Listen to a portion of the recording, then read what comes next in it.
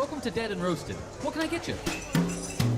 Yo, unless I've gone completely senile, and that might be the case, let's be real, I'm aging faster than Asmongold, I think this is our 200th episode. So thank you all insanely much for sticking with me for 200 whole episodes of me never figuring out how to shut up. You're all the best.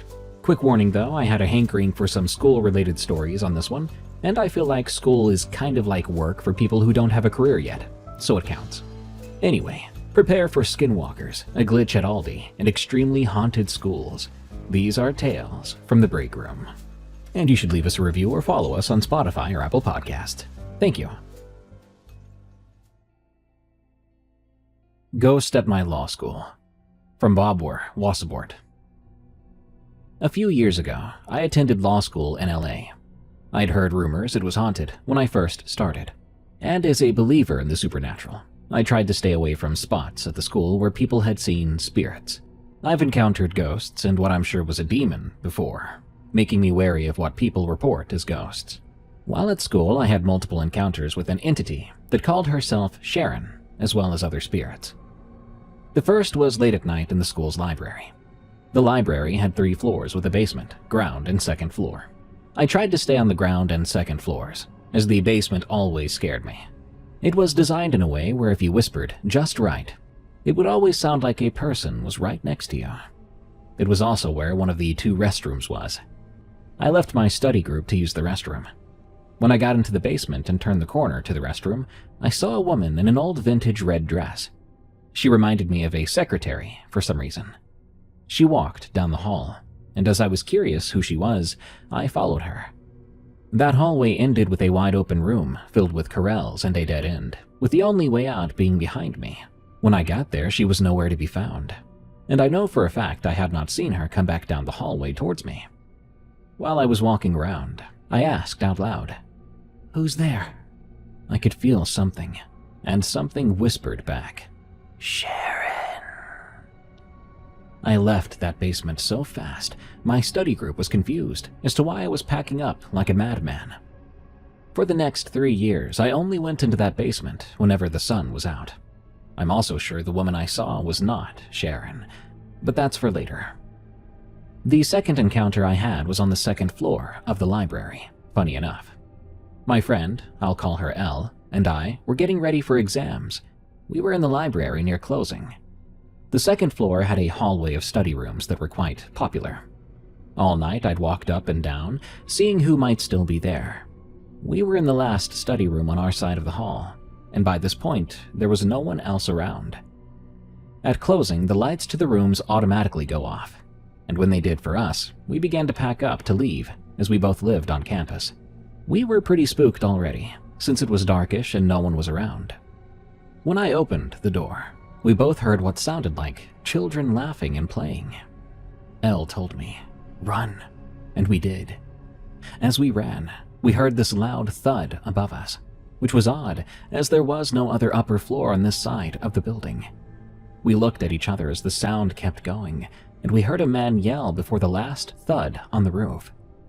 We ran all the way to the stairs, and by the time we hit the landing halfway to the ground floor, I could feel something watching us. I told Elle then, "Whatever you do, don't look back."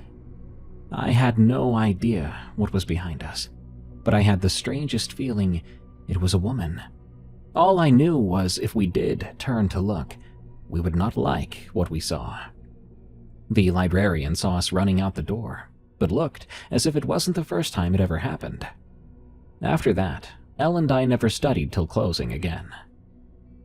The last major encounter I had was during finals of my first year. Like I said, I lived on campus, and I was close with a lot of the other students who did as well. I had an open door policy where no matter what time it was, people could stop by, and many did, like Elle or another friend I'd grown close to. One night I was woken up by my doorbell. All the apartments had these obnoxiously loud bells that filled the room. It was unmistakable. I looked at my phone and saw it was 3 a.m. I was confused, but thought maybe Elle or my other friend were up late and were freaking out over our first exam that week. When I looked through the peephole, there was no one there. That should have been my first clue. When I opened the door, I had the distinct feeling of someone walking past me. I thought it was strange, but I've never been so wrong in my life. When I sat on my bed, I experienced something I'd only encountered one other time, when I had run into what I was sure was a demon. My vision split. I was looking through my eyes, and the eyes of another person, but from the corner of my room. Something was looking at me. I could feel her anger and hatred, and it was focused directly on me. I could then see a woman in all white, with long black hair, staring at me. But also I could see myself on the bed. I was terrified, almost rooted in place. I was raised Catholic, and I kept a rosary on my nightstand. In that moment, the part of my brain not paralyzed by fear willed my hand to grab it, and I began to pray. I've prayed 1,000 times in my life, but this time I felt as if I was praying for my life. A part of me knew this was Sharon. It was familiar somehow. I prayed for 30 minutes. The whole time I felt as if I was in a tug-of-war with Sharon's will. At some point, she vanished, and my vision returned to normal. I felt exhausted though, but I was too scared to fall asleep. I don't remember falling asleep, but I know that I woke up to my doorbell again. When I looked this time, it was my friend, Kay, at the door. I let her in, but when I looked down, there was a bare footprint on my door seal. The outlines of toes were unmistakable, and Kay saw them too. They weren't there the day before. My parents came by that day, and I believe my mother and I share this ability to sense the supernatural. When she walked into the apartment, she looked at me like something was off. When I got a moment to speak to her alone, she asked if something had been in my apartment, and I told her yes. The next 3 years I had multiple other smaller encounters with Sharon, but nothing like that night. I've only been that scared on 2 other occasions with the supernatural. I still have that rosary within reach of my bed years later, and it will stay there until I pass on to the next life. Something lives in the fields around my campus. From Danny D123. I've lived in Michigan my entire life. I grew up in the Metro Detroit area, went to high school in Saginaw, and now attend a small college in southern Michigan. I'm going to keep the name of the school itself private for the sake of anonymity. It's a small college, fewer than 2,000 students, sitting smack dab in the middle of nowhere. The closest major city is about a 45-minute drive away, and getting to campus means passing endless farm fields and small towns that don't offer much more than a Dollar General and a blinking yellow light. I don't mind this change of pace though. I've lived in the suburbs and city my whole life, so it's been fun for me to live in a rural area for a change. The town is quiet, and the campus is beautiful in many ways, especially in the winter when the snow is falling. Because of where the college is located, wildlife regularly wanders through campus. Deer are the most common larger animal that comes through, and they've become so used to the students that you can walk within a few feet of them without them even lifting their heads. Most of the area's wildlife is harmless. Most of it, but not all. The first time I saw this creature, I was walking back to my dorm from the library late into the night.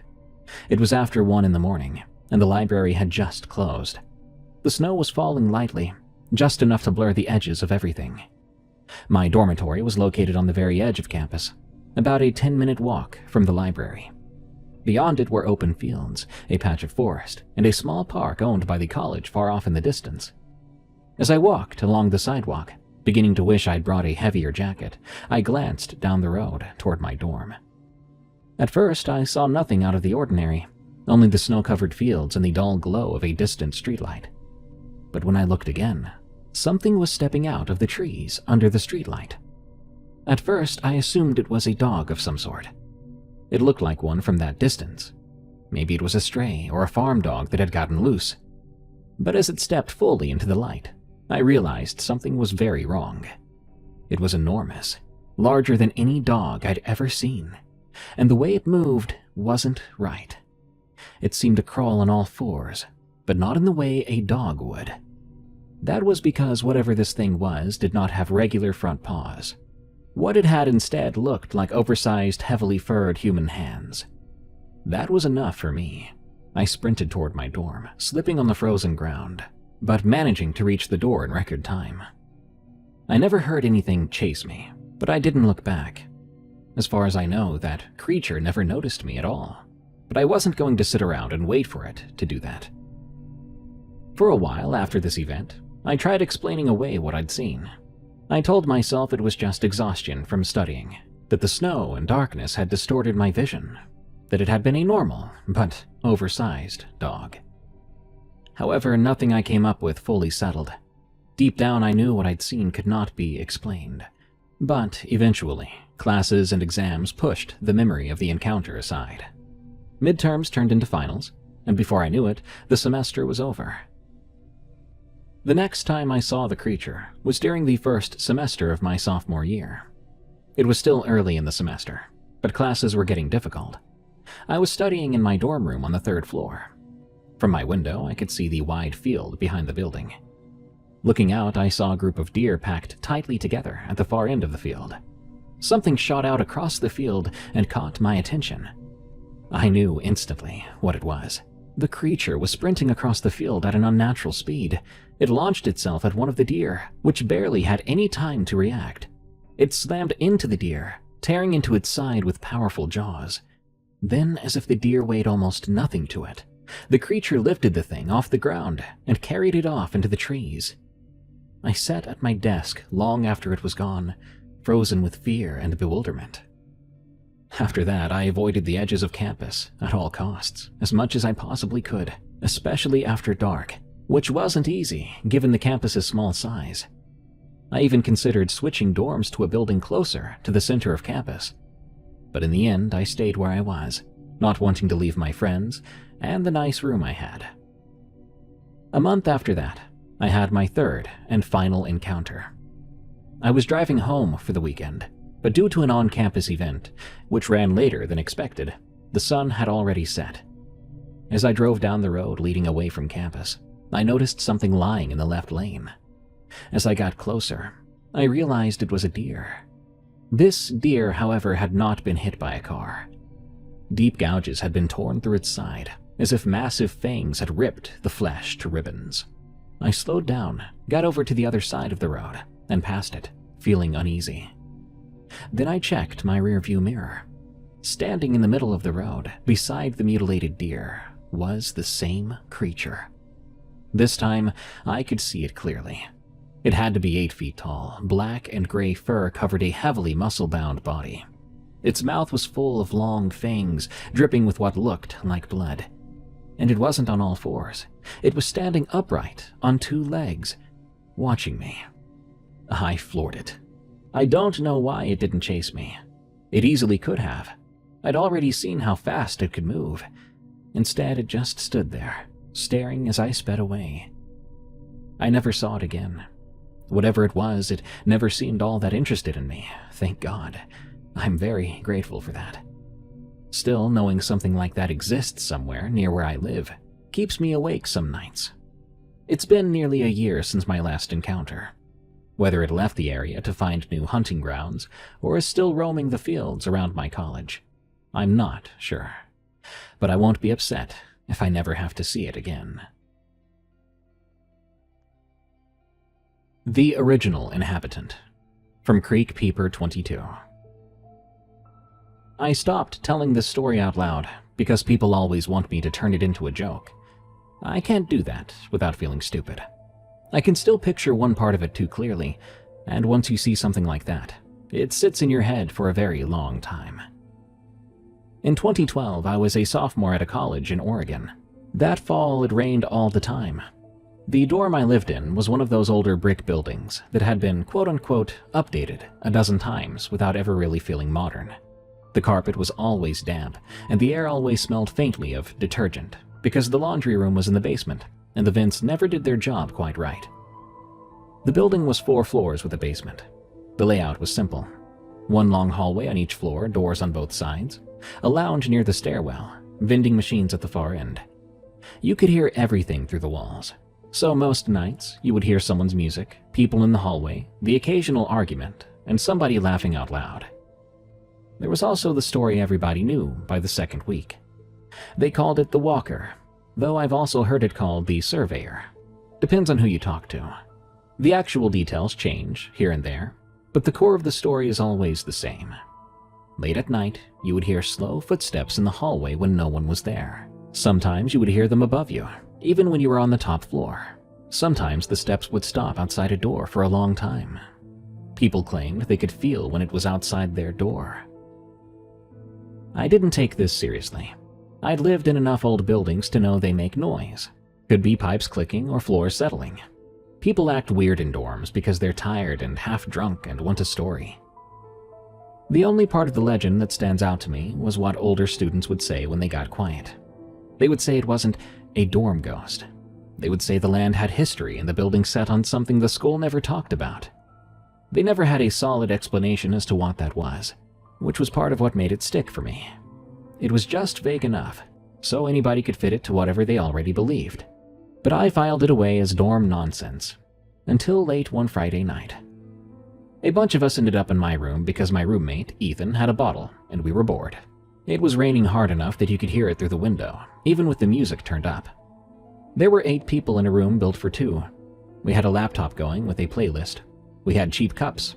Nobody was trying to be deep, and it was just one of those nights. Someone suggested Truth or Dare, because we were 19, and we were out of other ideas. It started out dumb and normal.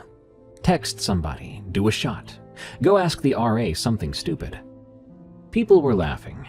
It was loud enough that someone 2 doors down yelled at us through the wall. Then Nicole, who lived on our floor, said we should do a dorm dare.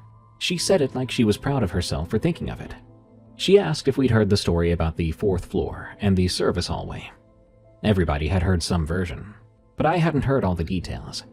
Nicole said that there was an unmarked door on the 4th floor near the vending machines.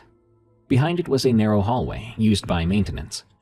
At the end, there was a metal door that was usually locked. The dare was to go there, knock 3 times, then ask, "Is anyone walking tonight?" I remember laughing, saying that sentence sounded ridiculous out loud. A couple people laughed at me, but Nicole did not. Ethan did, and that was the problem. Ethan loved dares. He loved being the guy who did the dumb thing first. So he said he would do it. I told him we were not doing that, but he said we were. 2 other people said they would come too, which made it feel safer. I ended up going because I didn't want Ethan going off with a couple of half-drunk guys to the 4th floor. We left the room and the hallway noise dropped behind us. The dorm at night always felt different once you stepped out of a loud room. The lights made everything look washed out. The carpet was darker in the center where people walked most. You could smell wet shoes. We took the stairs up, 3rd floor, then the 4th. By the time we hit the 4th floor landing, the air felt colder. I noticed it right away. Ethan didn't say anything, but he slowed down. The 4th floor hallway was empty. No doors down, no voices, no TV noise. It wasn't dead silent because you could still hear the building, but it felt closed off. The vending machines at the end made their usual sounds. Nicole had described an unmarked door. There it was. Beige like the walls. So I'd probably walked past it before without even noticing or caring. There was a faded sign on it that said, "Authorized personnel only." Ethan went over, pushed it, and it opened. Inside was a narrow cinder block hallway. Pipes ran along the ceiling. A single bulb in a wire cage lit the middle of the hall. The air smelled off, like mud. It didn't smell like a typical basement. It smelled more like dirt after rain. At the end was a flat gray metal door. No window, just a plate and a keyhole. Ethan turned, then grinned at us. But his grin looked a bit nervous. He went ahead and knocked 3 times. The knocking echoed down the hallway and came back in a way I didn't like. The sound felt bigger than the space should have allowed. Then Ethan said the line, "Is anyone walking tonight?" Nothing happened for a second. I almost relaxed. I nearly felt stupid for being so tense about it. But then we heard a footstep.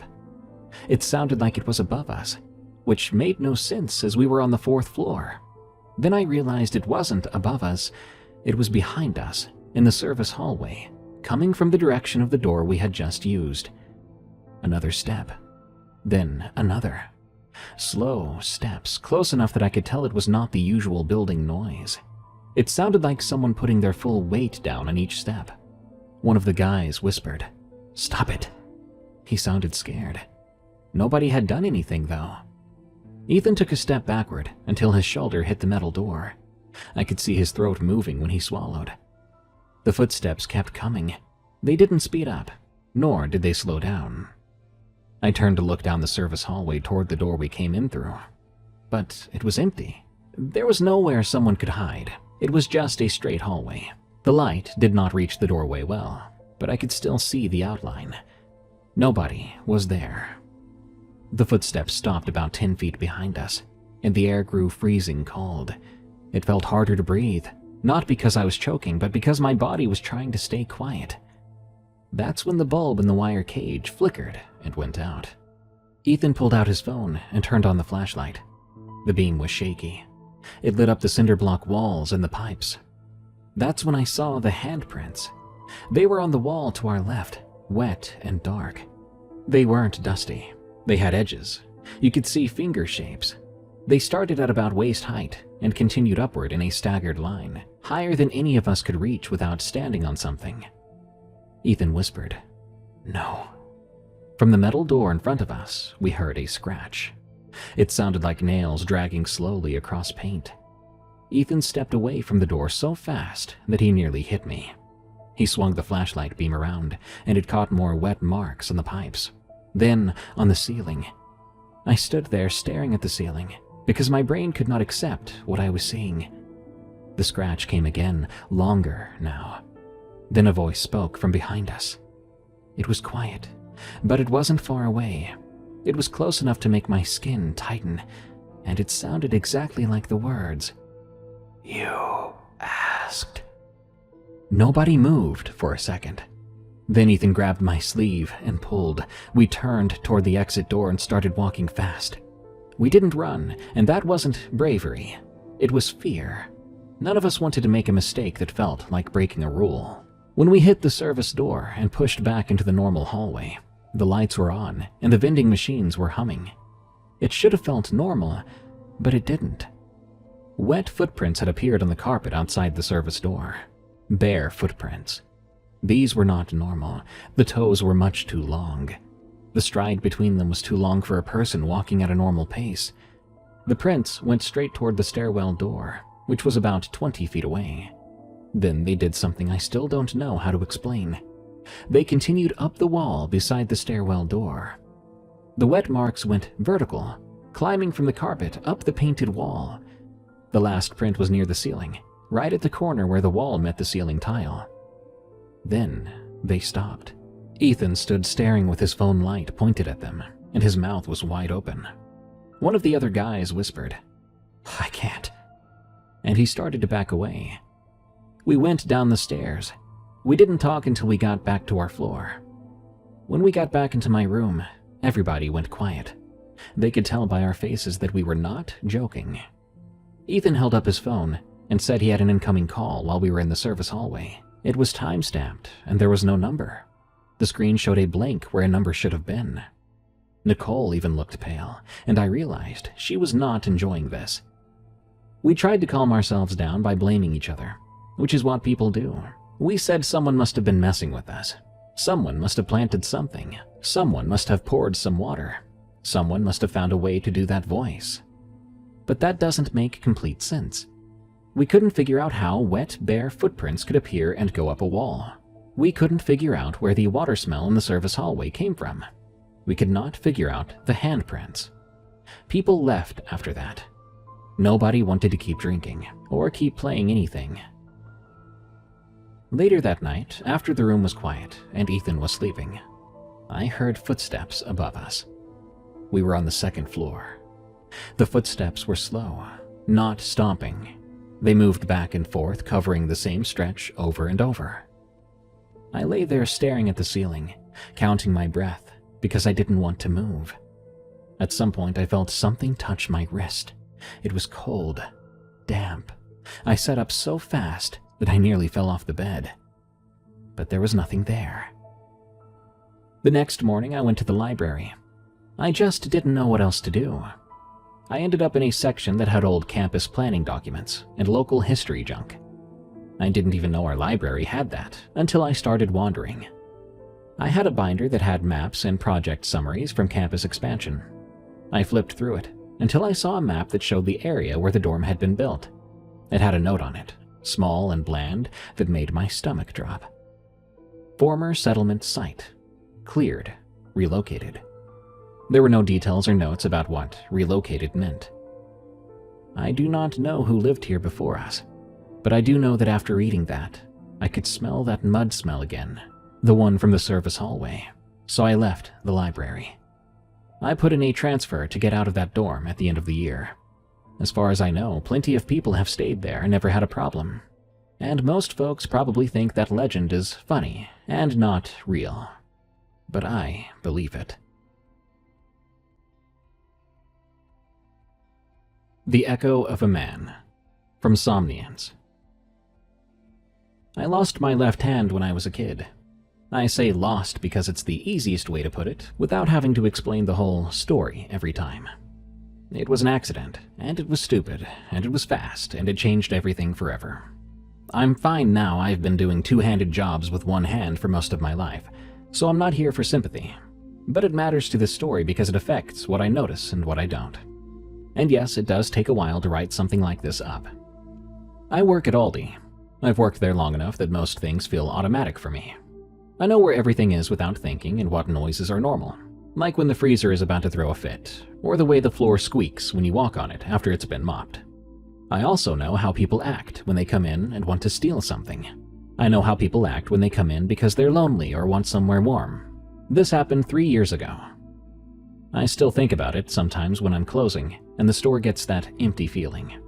It was late enough that the parking lot was mostly empty and the register area felt too bright compared to the rest of the store. It was one of those super slow nights, where it seems like the clock is being lazy. A couple of people had come through and grabbing milk or beer, but that was it. If you've ever worked retail, you know what I mean when I say a slow day. It's not peaceful per se, it's kind of tense in a low-grade way, because you're just waiting for something to happen or half hoping nothing does. Could be a rush 1 minute or nothing. Around that time, a man came in. He didn't come in like a normal customer. He appeared older, maybe late 50s or early 60s, hard to tell. His clothes looked like they'd been slept in, all dirty and worn down. His jacket was too big and hung off of him like it belonged to a much bigger person. His hair was long and thin. He looked relieved to come inside after a long time outside. We get people like that sometimes.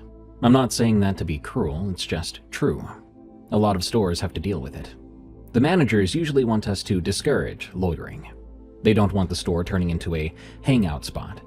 They don't want customers feeling uncomfortable. There are policies, but the reality is you have to use judgment. If someone comes in and it looks like they might buy something, you give them a little time. If they come in and just wander around or sit down or start to act weird, you have to decide when to step in. This guy came in and moved in a straight line. He walked through the entrance. He didn't look at the seasonal junk or the carts. He headed down the first aisle like he already knew where he wanted to go. He did not glance at the checkout lanes. He did not make eye contact with me. He didn't look around the store either. He walked like he was following instructions, like a pre-planned route. I watched him for a second because he stood out. I told myself it was nothing. People come in with their heads down all the time, so I waited. A few minutes went by, then a few more. The store was empty at the time besides me, one stalker somewhere in the back half, and our manager doing something in the office. It was quiet enough that I could hear the refrigeration units and the faint music overhead. Aldi music always feels like it's being played for nobody. I kept expecting the man to come up and check out with something small. That's usually the way it goes. They grab a soda, something cheap, a snack or a loaf of bread. But this man never came to the checkout. After a while, I started thinking about the other possibility. Sometimes people come in and they steal. Sometimes they come in and just wander because it's warm and bright, and they can pretend for 10 minutes that they're a regular person doing regular shopping.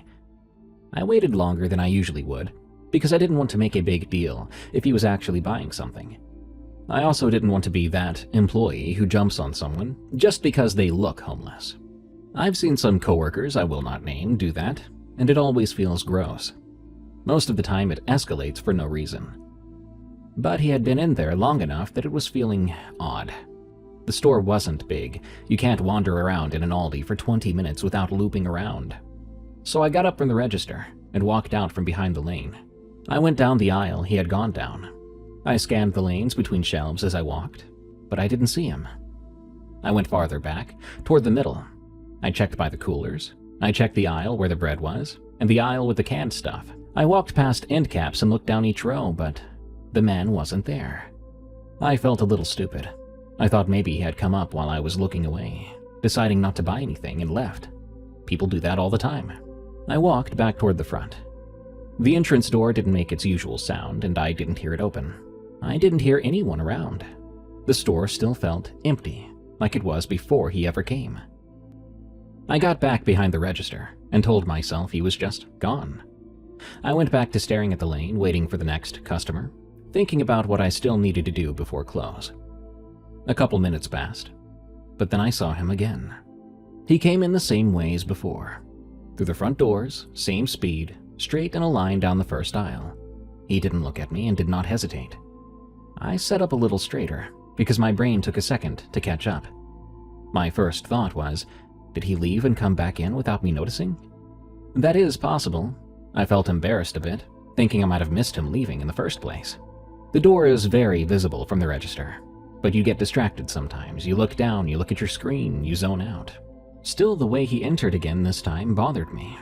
I mean, people don't usually enter twice in a row with the same exact routine, unless they're doing something, or maybe they forgot something. I watched him go down the aisle again. I told myself this time I would keep a better eye out. I still didn't want to jump to any conclusions. I'm not going to call my manager over a guy walking back in. He disappeared into the aisles again, and once more he never came to the checkout. This time I didn't wait as long. I gave it a few minutes, then I stepped out. I didn't feel angry, I just felt, I don't know, strange, uneasy. I didn't like the way he was going in the store, not making a sound, being hidden. The idea I was in here with someone else that I couldn't locate was kind of uncomfortable. I walked down the same aisle he had gone down. I got to the point where the aisle opens up into the cross aisle, and I looked left and right. I then saw him ahead of me, near the middle of an aisle. It was a quick glimpse, but it was him. Same jacket, same hair, and the same posture. He moved past the end of the aisle and out of my sight. I decided to follow. I wasn't chasing him, I was walking at a normal pace. I wanted to see where he was going, and I wanted to make sure he wasn't doing something in the back of the store that he shouldn't have been. I turned into the aisle right after he passed through. He was gone. That aisle had no customers, and it was just a straight side line. The shelves were full height, but you can still see down it. But there was no one at the far end. He hadn't gone out the other side because I would have seen him cross the opening. I stopped and stood there, looking. This wasn't making sense. I checked the next aisle, then the one after that. I walked to the end of the aisle and looked into the cross aisle. No man, no movement, no sound. At this point, I could feel my face getting hot. I felt stupid again, but this was a different kind of stupid. It was the feeling you get when something simple should have an explanation, and you can't find one. I went back to the front and sat down behind the register. I didn't tell anyone yet. I tried to talk myself down. I must have missed him slipping into another aisle, or he doubled back. He left without me noticing, somehow, again. Maybe he was leaving through the back, even though that part wasn't open to the customers. But anxious brains invent possibilities. The store stayed empty. No customers came in for a while. The stalker was still doing his thing in the back, and I could hear boxes shifting sometimes. Besides that, it was quiet again.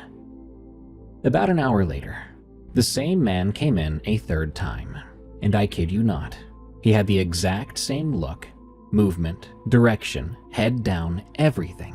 It was less like the same man coming in a third time, and more like a video being played on repeat. No alteration, no difference in the way he walked in. I was flabbergasted. This time I felt my heart quicken. I put my hand on the counter and gripped it, needing to ground myself. I watched him go, and it didn't feel real. I waited not moving from my spot, and I sat there for several minutes. But the man never came to the checkout. Then I decided to stand up on the counter. I was desperate to know what this man was doing, how he kept getting away. He had not come back out yet. I knew that for a fact. I'd been keeping a close eye on the entrance. When I stood on that counter and got on my tiptoes, I could see over every aisle. The man was not in the store. Immediately I went to the manager and I called out for him. When he didn't answer my call, I called out to the stalker. He was the one to come up first. For a moment he looked annoyed. Not at me exactly, but at the idea of extra drama late at night when we were nearly closed. Then he saw my face and his reaction became different. I was not calm at this time. I was trying to be calm, but something else was coming through, I'm sure of it. Without using the word ghost or glitch or anything, I began to explain to him what was going on. The manager showed up mid-explanation, so I started over. I said a guy who looked homeless kept coming in, walking down the same aisle, walking the same way, but never coming out. And it kept happening again and again and again. The manager told me to go take a smoke break. He said he would handle the register and the stalker would keep an eye out. He felt empathetic, not making fun of me, not annoyed, and that really helped me. He could tell I was rattled. I took him up on the offer. I went outside for a 15-minute smoke break. I needed the air. I know it's an oxymoron, smoking and getting air. Anyway, I stood by the side of the building where employees usually go. The parking lot was mostly empty. The rain had slowed down, but everything was wet, and the lights made the asphalt shiny. I was trying to get my breathing back to normal, trying to settle back on the idea that I was just overreacting. I kept replaying it in my head, thinking about the aisle where he vanished. How I would lose sight of him and never hear anything. No entrance, no exit, no little chime, no footsteps. This guy was either a ghost or a ninja. About 10 minutes into my break, the stalker came running outside. He looked startled. He was usually a laid-back guy, older than me. Not fearless, but not really caring about what happens. Beyond that, he's seen a lot in retail over the years. He looked me square in the eyes and said, "I saw him too. 4 times. And he never left." I stared at him, my brain wanting to reject what he just said. Eventually I replied, "Wait, what?" "The guy you described. He came in, I never saw him leave, and then he just kept coming in 3 more times." He explained how after I walked away for the break, he took over watching the store and the manager was at the register, so there were 2 sets of eyes on the store. We went back inside together. The manager was still at the register. The manager's face looked tight, or maybe tense is the better word. He asked if either of us had seen the man. We shook our heads, meaning if he was still in here, and I doubted he was, we hadn't seen him.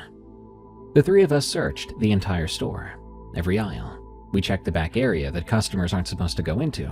We checked the bathrooms, behind pallets and displays, and those weird little corners where someone could hide if they wanted to be a problem. And yet, after a full deep dive, there was no man. We finished closing like normal. There was nothing else we could do. The manager locked the doors, and we did our routine. And yet I kept expecting the man to appear again. Thankfully, he didn't. When we left, the parking lot was still empty. Now, after all this, I don't really have a theory that makes me feel content. If he was real, a person, a human, I mean, maybe we all missed something obvious. Or maybe it was something not so human that played a trick on 3 tired employees in a bright, empty store. Never speak to them. From No Name. I worked for a certain tribal school for 6 years as a groundskeeper. It's on the reservation I grew up in. If you know anything about this part of the country, down in the Southwest, you know the land out here holds things that don't like to be talked about. My job is to keep the grounds clean and maintain the fields, fix what needs fixed up, make sure the place is clean and safe for the kids. Most of my work happens after the school day ends. The kids clear out around 3:30, the teachers trickle out by 4:30 or 5, then it's just me until I finish up. Usually takes me till around 7, but that depends heavily on the season. My favorite part of the job is the quiet. Again, I grew up here, so the desert and the tree line at the edge of the property don't bother me. Well, They didn't used to. What I'm about to tell you happened not too long ago. I've thought about sharing it since then, but I kept talking myself out of it. I didn't really feel like putting it into words. My grandmother says that talking about these things gives them power, gives them a way to find you again, and that scares the bejesus out of me. But I'll be moving soon, and I think people need to be warned. You shouldn't make the same mistake that I did. It was a Thursday when I checked the athletic equipment to make sure the basketball courts are clear of debris before the weekend. The courts are at the far east end of the school property, right where the maintained grass gives way to brush and woods. It's maybe 200 yards from the main building to the courts, and another 50 yards from the courts to the tree line. That evening, there was a mist rolling in from the hills. It happens when the temperature drops fast after a warm day. The sun was getting low, and that time of day is usually beautiful. But that night, the mist made everything feel creepy. I remember it being very, very quiet. Not even wind that night. It was so quiet, I heard nothing but my ears ringing. I was picking up trash near the bleachers when I saw it. I thought it was a kid. There was a small shape stepping out from the tree line, about 30 yards into the mist. A silhouette, really. I couldn't make out much more detail than that. Just this outline of what looked to be a child. Small, probably the size of a 7 or 8-year-old kid. I was thinking that one of the students had stayed behind and wandered off. I've had kids hide in the bathroom after school hours. Some have snuck off and fallen asleep, waking up well after the day had ended. They're often confused when everyone's gone. So I didn't panic. I set down my trash bag and started walking toward the courts. I called out to it. "Hey, what are you doing out there?" The silhouette reacted to my words, stopping instantly. I kept going. "School's over, buddy. You need to come back. I can call someone to pick you up." And then it laughed. I could never describe that sound in a way that makes you truly understand it, but I can say it was like a kid's laugh, a bit high-pitched and light, but it bounced around like it was coming from everywhere, from the woods, from behind me, from inside my own head. And underneath that laugh was something else, like a second, lower sound that reminded me of breathing or growling. Every hair on my body stood up. I stopped walking, I even stopped breathing for a moment, because at that second, I remembered every story my grandmother ever told me, every warning from my elders, all the pieces of folklore I'd brushed off as superstition when I was younger, when I thought I knew better than everyone else.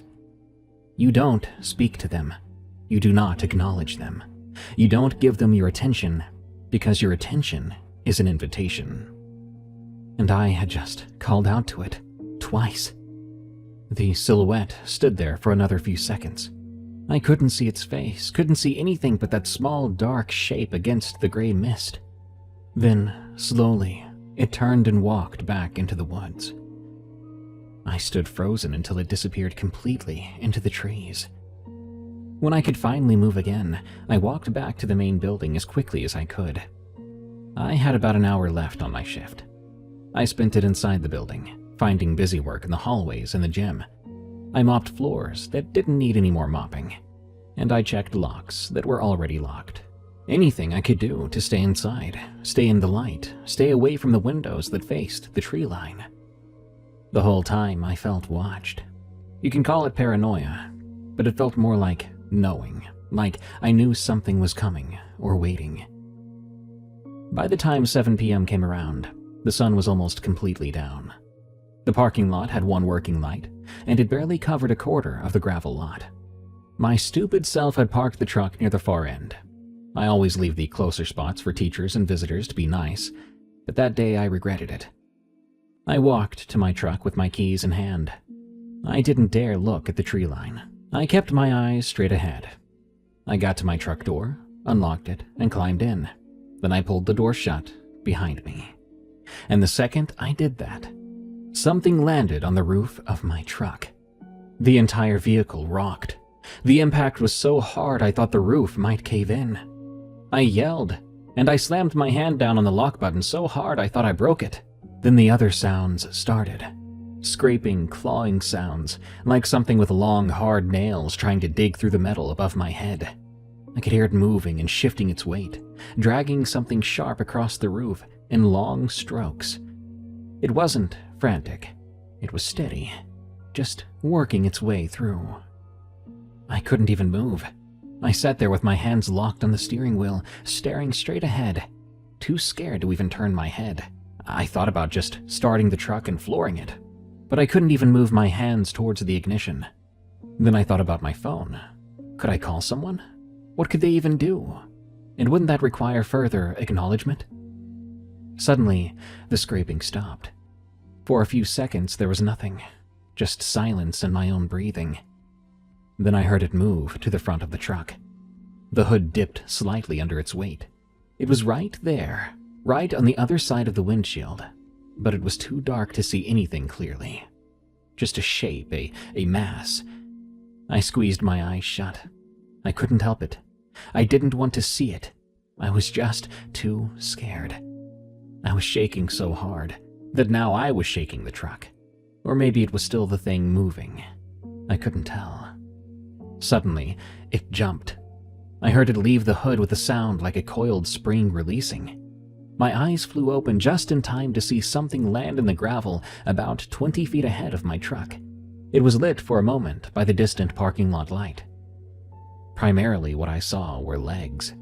Legs that were extremely long and thin, unrealistically so, bent backward, like an exaggerated version of dogs' legs. They were much too thin and bony looking to even be able to walk. And yet it moved, bounding and leaping and covering ground faster than anything I'd seen move at that size. It was gone into the darkness in less than 2 seconds. I sat in that truck for about 20 minutes before I could make myself turn the key. I drove home, going 20 over, and I kept every light in the cab on. When I got home, I didn't get out of the truck until my brother came outside to see why I was just sitting in the driveway. I told him I was okay, but I didn't tell him what happened, not until after I went to see my grandmother the following day. I asked her to pray with me, and she knew without having to ask. I still work at that school. It's not a job I can afford to quit, but I don't stay past sundown anymore, and I never stare towards the tree line for too long. Some things don't need your attention, and some things, once you give it to them, don't forget. What the heck was this? From Boss M.O. I'm a firefighter. Last August, in the middle of a bad fire year, we'd just come back from 9 straight days on a Type 2 assignment. The other 3 guys on my crew were out cold by 9 p.m., sprawled in the bunk room at our suppression crew station in Northern California. I've never been able to sleep right after a deployment. Too much adrenaline and too many days of irregular hours. So I was sitting in the kitchen with the lights off, scrolling through my phone and drinking water. My way of winding down. The 2-bay garage was open to the night, because it always was in the summer. The building doesn't have AC, and the bays turn into ovens otherwise. Around 11:30, I heard something from the garage. It sounded like a whisper. Specifically, it sounded like someone going, "Psst," like someone was trying to get my attention. I figured one of the guys had woke up and actually needed my attention on the down low, so I walked through the doorway into the first bay. Both engines were sitting there, gear hung on the racks, everything in their place. The garage door was open to the night, and I could see the gravel apron and the tree line beyond. Psst. It came from outside, just around the corner of the building, past where the floodlight reaches. I stepped out onto the apron. The air was still smoky from the fires to the north. I couldn't see anyone. "Hello?" I said, not too loud. But to be honest, I'm not sure why I was keeping my voice down out here.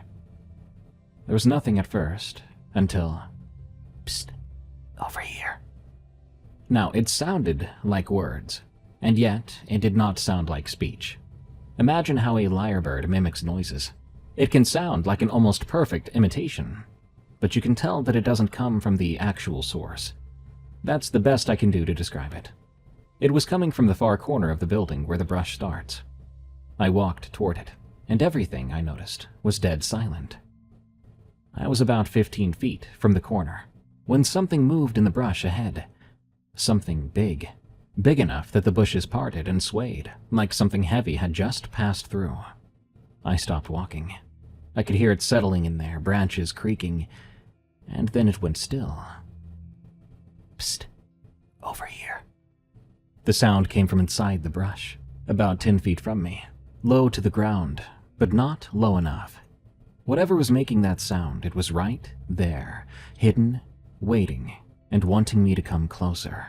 Never in my life has every hair on my body stood up all at once, but it did then.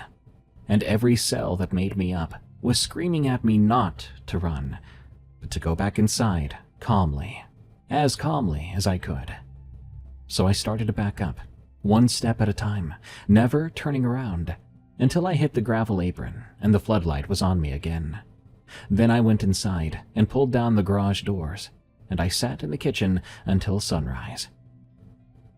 Later on, I told the guys about this, but they joked about it and poked fun at me for getting scared of a mountain lion or a bear. Doesn't matter. I don't sit in the kitchen with the garage doors open at night anymore. A series of stories from Rosie's Choices. I got myself into babysitting and got really popular among the neighborhoods. All the popular parks, clubs, and local stores. I usually get evening calls for parents who need a night out, but occasionally I get called during the days. Here are some stories I've collected. I babysat a little one that I'll call Alex. Alex was a toddler and didn't know how to speak clearly yet. It was during the day and they woke up from their afternoon slumbers. We decided to go to the park. Fortunately for us, there were other children Alex's age at the park. We took some toys and the children were having fun. This park was a cute little place, just down the street from the house. I like to use this park whenever I babysit in the area. This park is divided by a standard metal fence, like the ones you see in the baseball batting cages. On the other side of that was a house. The first few times we went there, I didn't think much of the house. Maybe that I'd hate all the park noise sometimes, if I'd lived there. The more I sat across from that house, the more it creeped me out though. I didn't say anything to anyone about that. If I talked to a parent, it's just playground banter. If it's with kids, it's sandbox banter. There was a small window on the top floor of the house.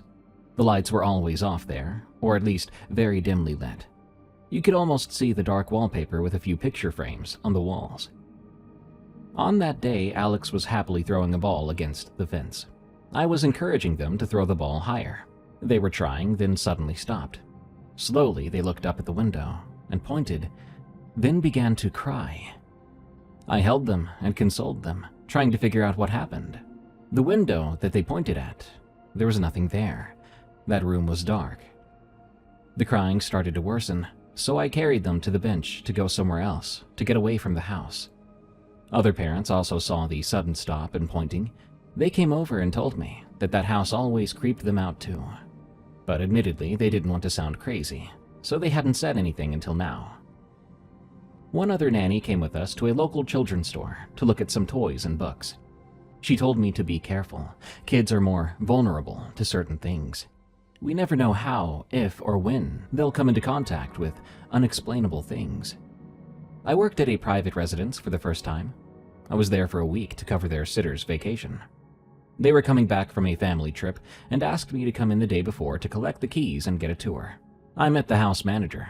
She showed me the routine, the nursery, and the child's bedroom. This particular family was very detailed and had a routine. I felt very unsettled for some reason, but I blamed it on nerves. But even that was odd for me because I've babysat for ages, and I usually didn't get nervous like this. We stood by the doorway of the nursery. She asked me, "How are you feeling so far? Are you getting it?" I replied, "Yeah, it seems pretty straightforward. I think I've got it. Guess I'm just a little nervous at a new house." "No, it's definitely the house. This particular part of the house is worse. You'll see," she replied. "Oh, can't wait," I laughed. Then she stopped me. "To put it bluntly, there's like this old man spirit here. He's grumpy, but he loves kids, never harms kids. But the adults he likes to bother. He might play some tricks on you." She looked at me intently. I looked back, waiting for the joke to reveal itself. But she was serious. I laughed anyway. I haven't noticed anything yet. I guess he's filling me out so far, huh? We both smirked a little, and I said my goodbyes before leaving. When my first shift started, I did what was on the agenda: to set up the nursery for maximum exploration. It was such a beautiful morning. As I was pulling up the blinds, a toy on the opposite side of the room fell on the floor from a shelf. I looked around, and even poked my head outside the door. No one there. I noticed, too, that the lights often flickered, which was odd considering it was a newer house. When I asked the housekeeper and the chef, they mentioned things like that often happened in that particular part of the house. They said I should be thankful it's only a week-long contract. Experiencing toy dropping, things going missing, and lights flickering was enough for a lifetime. A friend of mine needed to leave for a while for a personal emergency, and I stayed over to take care of their kids in their house for a bit. The oldest took care of themselves, and the youngest was 3 and full of energy. The grandparents came over for the weekends.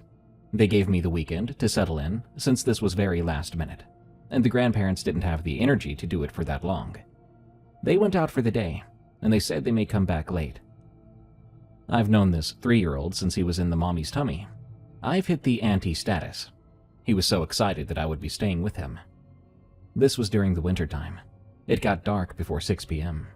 I was listening to a podcast, settling into my bedroom.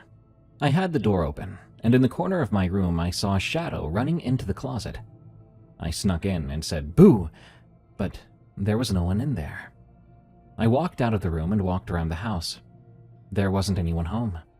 I haven't told my friends to this day, and I haven't taken any babysitting gigs for them at their house. When the walls of your work speak. From Anonymous. When it comes to Wendigos, skinwalkers, and paranormal activity, I think they attach themselves to those who are more sensitive to that stuff. But I haven't had too many experiences with them. I work for a company in an office building downtown in a busy city. We have a small team of workers, so we get along pretty well. With how our office is set up, I ended up in an office with a walk-in storage closet, while most of the others had smaller closets. I let a few people use my closet as I didn't need all that space. I also have a open door policy as long as I'm not in a meeting, and I lock up all the important files. As a note, these names have been changed for anonymity. Kyle is the type of person who could easily make people laugh. A few years ago, he started to pull little pranks, and we pay it back to him. Nothing that would hurt someone, though. Even our boss gets into it. Kyle is one of the few who keeps some of his work items in my closet. During winters, when it gets dark early, I only turn on yellow light lamps, because office lights tend to give me a headache. One night while we were getting ready to leave, I had my back against the door, while some of my colleagues were putting stuff away in my closet. I heard this little giggle that sounded like Kyle. I turned around, saying, "Kyle, what are you up to in there? You better not be messing up my closet." I didn't hear anything, so I went in the closet and no one was there. I chalked it up to Kyle possibly talking nearby my office somewhere. As I was closing my closet, in the corner of my eye, I saw this shadow run out of my office. This shadow was too clear to be mistaken for my eyes playing tricks. I looked out of my office and there was only Sarah, who was at the end of the hallway locking up her office. She saw me as she began to walk down. She asked, "Are you okay?" Did you see Kyle? I think he's playing with me," I said with a laugh. "Oh, he left a little early today." "Why, what did he do?" she asked with a smile, like she suspected another prank story. "Really?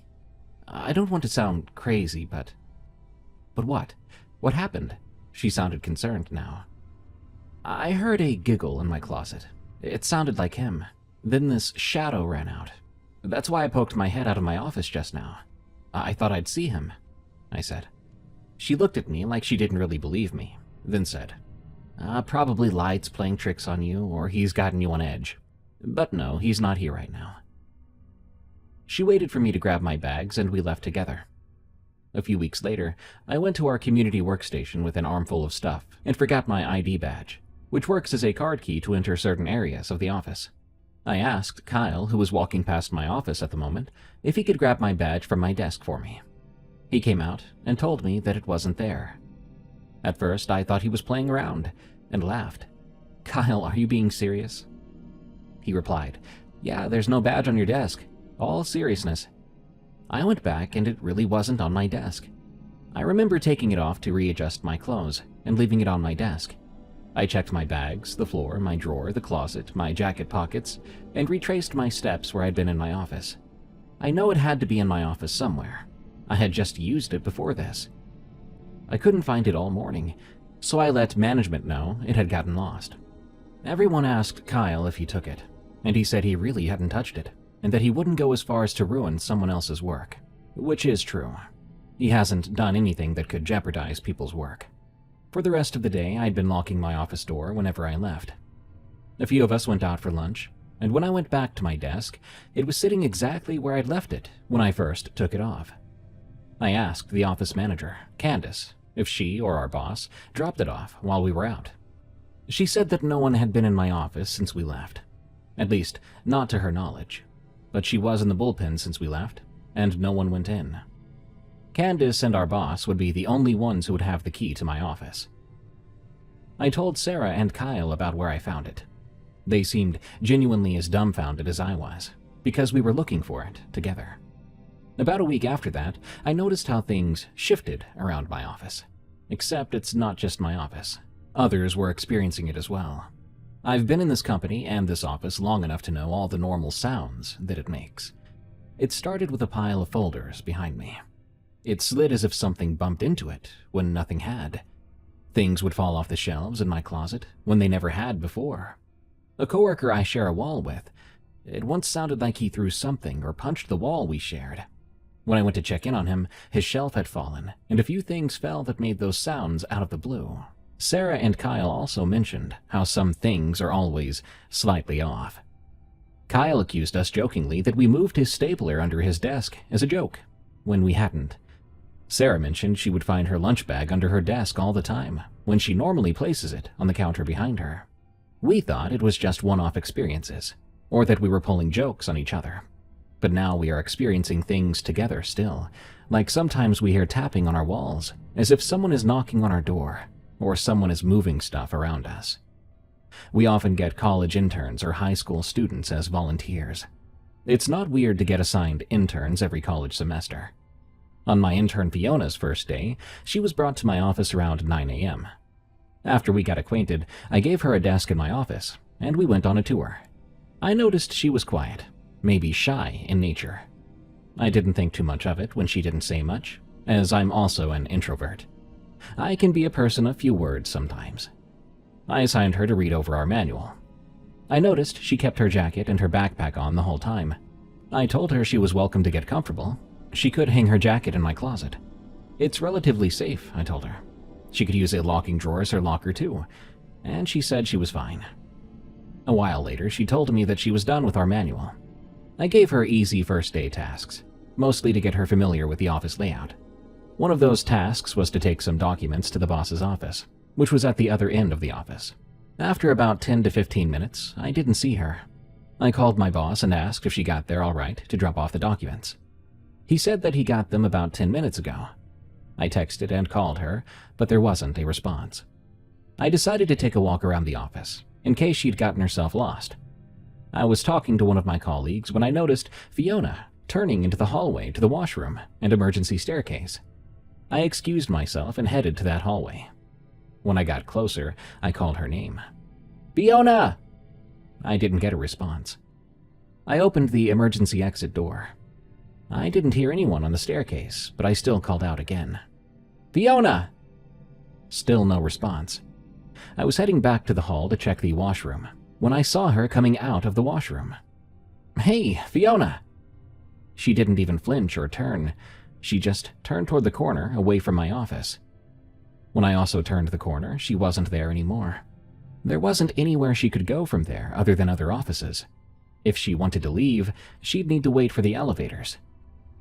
Kyle, who was standing in front of his office, asked what I was doing. "Have you seen Fiona, my intern? She's wearing her jacket and her bag still," I asked. "Yeah, I saw her turn the corner and I haven't seen her since," he said jokingly. "Did you make her feel so miserable that she just left?" "Ha ha, Kyle," I said while going back to my office. I approached Candace. "Did you see Fiona, my intern?" "I saw her going into the kitchen. I followed her in there to show her how the kitchen works. But when I went in, she wasn't there. And I swear I saw her going in, but not coming out. She looked at me, puzzled. There's only one way in and out of that kitchen. Candace is really strict about how organized and clean our work kitchen is. If anyone even breathes towards the kitchen, Candace would know about it. So I know she was as lost as I was about it. I put a work blast out, asking to direct my intern towards me when they saw her. A few minutes later, Candace came in, saying that her school had contacted us. She was out of her intern program. The receptionist said she signed out without saying anything or making eye contact. Sarah also mentioned how she would see her one second and not the next, when we were talking about how strange it was. Our office is a big rectangle with a small hallway with the washroom and emergency exit. A person would have to deliberately sneak around to be hidden like that. I understand that all these could have logical reasoning or seem fake, but these are just some weird experiences among many, or you just have to be there to experience it. I'm only sharing because I ran out of logical explanations. My DoorDash Creep, from Whale Shell, 19X. I started doing DoorDash about 2 years ago to make some extra money on top of my usual job. I would usually dash in the evenings after work, about 3 or 4 nights a week, depending on how I feel. I know my area pretty well at this point, which restaurants are fast and which ones will have you waiting 20 minutes for a sealed bag. And I know which neighborhoods tip well. I'm not saying this to brag about it, but to tell you that when something feels off in my routine, I notice it pretty quick. I had just started picking up more shifts leading into the holidays. I got this order around 8:30 p.m. for a Thai place I pick up from regularly. Good restaurant, usually quick. The order itself was normal, about $40 worth of food. The delivery address was in a neighborhood I'd been to a handful of times, some older apartments. Not sketchy though, just quiet. When I pulled up, the building didn't have much great lighting out front. The instructions said to come to the 3rd floor and hand it to them directly. I don't love hand-it-to-me orders at night, but it's part of the job. I grabbed the bag and went up. The hallway on the 3rd floor was dim. None of the lights were broken or missing. They were just all super dim, and the place smelled like old carpet. I got to the door and began to knock.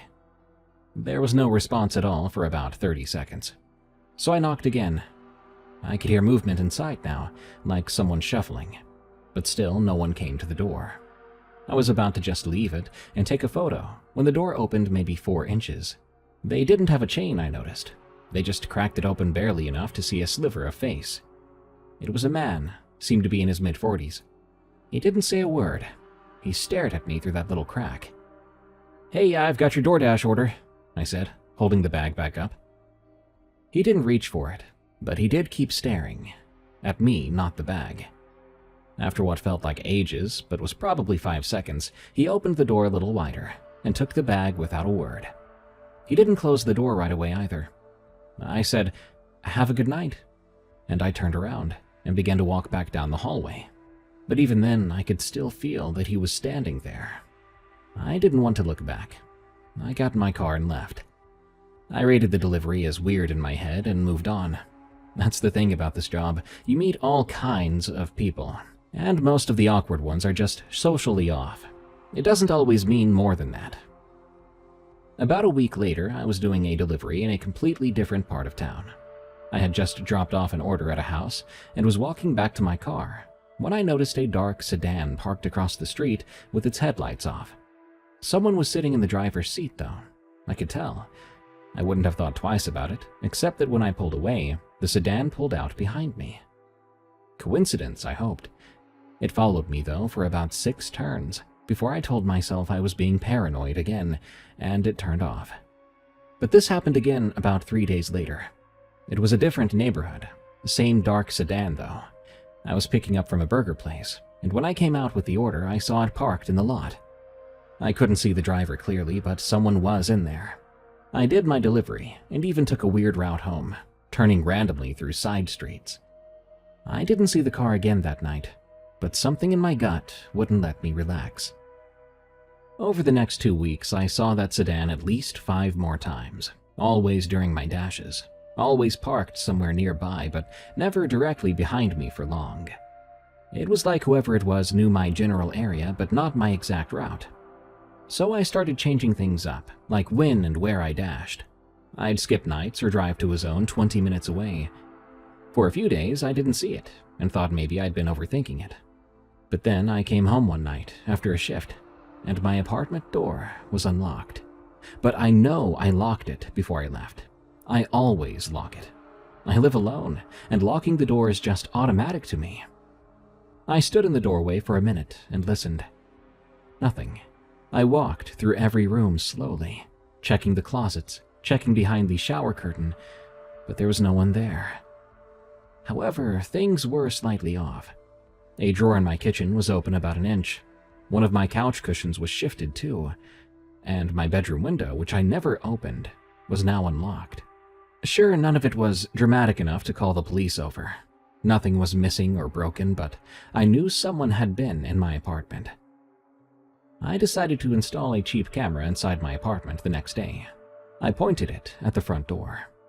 I also began writing down every time I saw the sedan, the date, the time, the location, and anything else I could note.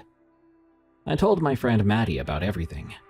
He said I should go to the police anyway, but still I felt like I'd be wasting their time, like I didn't have enough evidence. At this point, it was just a car I kept seeing, and an unlocked door one time. They would think I was losing it. 2 days after the camera went up, I checked the footage after a shift. There it was. About 2 hours into my dash, someone opened my front door, walked in, and stood in my living room for about a minute, before walking back out. The camera quality wasn't that great, but it was clearly a man, average build, wearing a hoodie and a ball cap. He didn't take anything. He seemed to just stand there and look around for a moment. It was like he was checking if I was home, and he looked comfortable doing it. I went to the police that night. I showed them the footage, my notes, and everything, and they took my report. They told me they'd look into it, and to call if anything escalated. They also told me to consider changing my locks, which I did the next morning. But honestly, their response did not make me feel much safer. A report is just paper. I kept door dashing, but truthfully, I was on edge every single night. I would check my mirrors all the time. I would sit in my car for a few minutes before going inside, watching the street. The sedan showed up twice more over the next week. Once near a Chick-fil-A I pick up from a lot, and once parked on my street. On my street. That made me feel very sick. I called the police again about the car being on my street. They sent someone to patrol the area, and by the time they got there, the car was long gone. I followed up on the report twice, but nothing came of it. There were no leads or plates they could run, nothing they could do. I had to break my lease to move to a different apartment across town the following month. I didn't tell anyone the new address except Maddie and my family. I changed my dashing zones completely, and I stopped dashing at night for a long time, only doing lunch shifts on weekends. It felt like I was starting over, and I hated that. I was angry about it. It's been about 5 months now, and I have yet to see the sedan again. I haven't had any signs of someone being in my apartment either. I did eventually go back to evening dashes, just in different areas. I don't know who this guy was, or what his problem with me was, but I'm glad it's over, for now. The most unsettling man I've ever met. From Piece of Reese. I'm going to keep this vague on purpose. I won't be naming the facility, the state, or the man. People I work with know this story, and they'll know it's me writing this. But I'm not putting details out there that could come back on my career. I've been in corrections for going on 11 years, county level, and after that much time you see a lot, and you've heard a lot. Most of it you forget because you have to, but this one I can't forget, even though I've tried. We process a high volume of people. DUIs, domestics, warrants, the usual rotation. You learn real fast not to take anything personally in here. These guys will say the worst things imaginable to you because they're angry and drunk and sometimes scared. But it rolls off. That's the job. But every now and then you get someone who unsettles you in a way that has nothing to do with what they did on the outside. It's something about how they carry themselves on the inside. He came in on a Tuesday night. I was working intake. The charge was aggravated assault, which we get plenty of, so nothing about the booking stood out on paper. Arresting officers brought him in, and he seemed cooperative. He was polite even. That's not unusual either. Plenty of people are calm during booking because the adrenaline is gone and reality is setting in. But this wasn't the same as that. He wasn't calm like someone defeated. He was cozy, even. Like he'd been there before, except he hadn't. He didn't have any priors. I ran him myself to check. During processing, he made small talk. He asked me how long I'd been doing this, and if I liked it. Normal enough questions, but he asked them more like my doctor asking if it hurts. As if he already had some idea and wanted to see if I'd confirm it. I gave him short answers and moved him along. He looked me right in the eyes the entire time. There was no ounce of anger or hatred or anything. He just locked in, like he was trying to read me. A little weird, but fine. When I walked him to his holding cell, he said to me, "You're gonna have a rough time tonight. Not because of me. Someone on B block is going to give you problems around 2:15. A medical issue. You should check on him before that." He said it so casually, like telling me the weather's gonna get bad or that there's traffic on the highway. I said something like, "All right, thanks for the heads up." I was being sarcastic. At about 2:10, an inmate on B block had a seizure. He'd never had a seizure before in his life. Nothing in his medical history. I wasn't even on B block. I heard it on the radio. I stood there for a second and felt every hair on my arms stand up. Then I told myself it had to be a coincidence. People have medical emergencies in here all the time. There's no way a man in a holding cell on the other end of the facility would know about this. I put it out of my mind, or I tried to. He was with us for a few days before his hearing.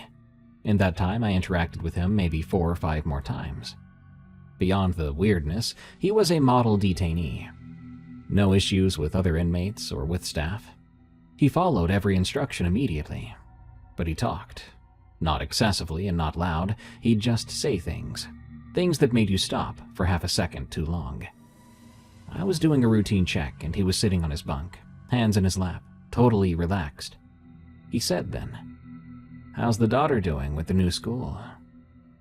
I don't wear a ring, I don't have photos on me, I have never once discussed my personal life with any inmate ever. I have a daughter, and at the time she had transferred schools about 3 weeks before this. I didn't respond. I kept walking. My hands were shaking a bit, and I was angry. I told my sergeant about the comment. He said the guy probably overheard staff talking or got information from another inmate who knew someone who knew me. That is possible. It's a small area. People talk. But it didn't feel like that, and I couldn't really explain why. The next day I was escorting him to a meeting with his attorney. He was cooperative as usual, walking ahead of me, and out of nowhere he said, "Davis is gonna quit, by the way. Probably by Friday." Davis was a newer CO, a young kid who seemed like he was adjusting fine. He hadn't had any complaints, and we didn't have any of him. I just ignored him, not responding to the comment. Thursday evening, Davis put in his resignation. When someone asked why, he said he'd been thinking about it for a while, and just couldn't do it anymore. He hadn't told anyone he was considering it. Word started to get around among the staff. A couple other COs had their own stories, too. One CO said the man told him his wife was going to call him during the shift with good news. And she did, about an hour later. She'd gotten a job offer. Another CO said the man told him to drive safe on Wednesday because of black ice. And that officer ended up hitting a patch on his way home that night, nearly crashing into a ditch. And what gets me is the guy isn't like some kind of mystic sitting there being cryptic and spiritual about it. He was witty and sharp, and he would say these things with a little smirk. He'd work them into normal conversation like it was some joke. If you didn't know any better, you'd think he was just a clever guy making lucky guesses. But the accuracy was too consistent, and the details were often too specific. One evening I was doing final count and I stopped at his cell. He was lying on his bunk, staring at the ceiling. Without looking at me, he said, "You're a good man. That's going to make the next few years harder for you than it has to be." I stood there for a while. I so badly wanted to ask what he meant, but I didn't. I then kept on walking. He made bail 2 days later. He walked out as cooperative as he was when he went in, and he was still just as polite. He thanked the processing officer, collected his belongings, and he was gone. I looked up his case a few times after that. The assault charge got pled down. He got probation. He never did come back through our facility. As far as the system is concerned, he's just another name in the database. Eventually, I would tell this story to my wife. She's a nurse and has always been very practical. She said some people are just extremely perceptive and can read micro-expressions, body language, and patterns. A cold reading, she called it. That thing fake psychics would do on TV to impress people. And I get that. And I've thought about that explanation a lot. I mean, it could cover half of it, but it doesn't cover knowing about a seizure on a different block an hour before it happened. And it doesn't cover knowing a CO's wife got a job offer that the CO himself hadn't even known about yet. I've been doing this long enough that I don't spook easily. You can't. This job will eat you alive if you let every strange moment get to you. But I have never encountered anyone like that before or since. It wasn't that he knew things he shouldn't know. That alone I could maybe rationalize. But this man enjoyed it. It was amusing to him. Amusing like small talk. A way to pass the time, telling us these things and watching how we might react. And I still haven't forgotten about the being a good man will make things harder thing he said. Has he been right so far? Well, I'm not going to get into that, because I don't even know yet. You might find this man amazing, but I personally never want to see him again. The Pullover, from Ananya. I work about 40 minutes outside the town I live in.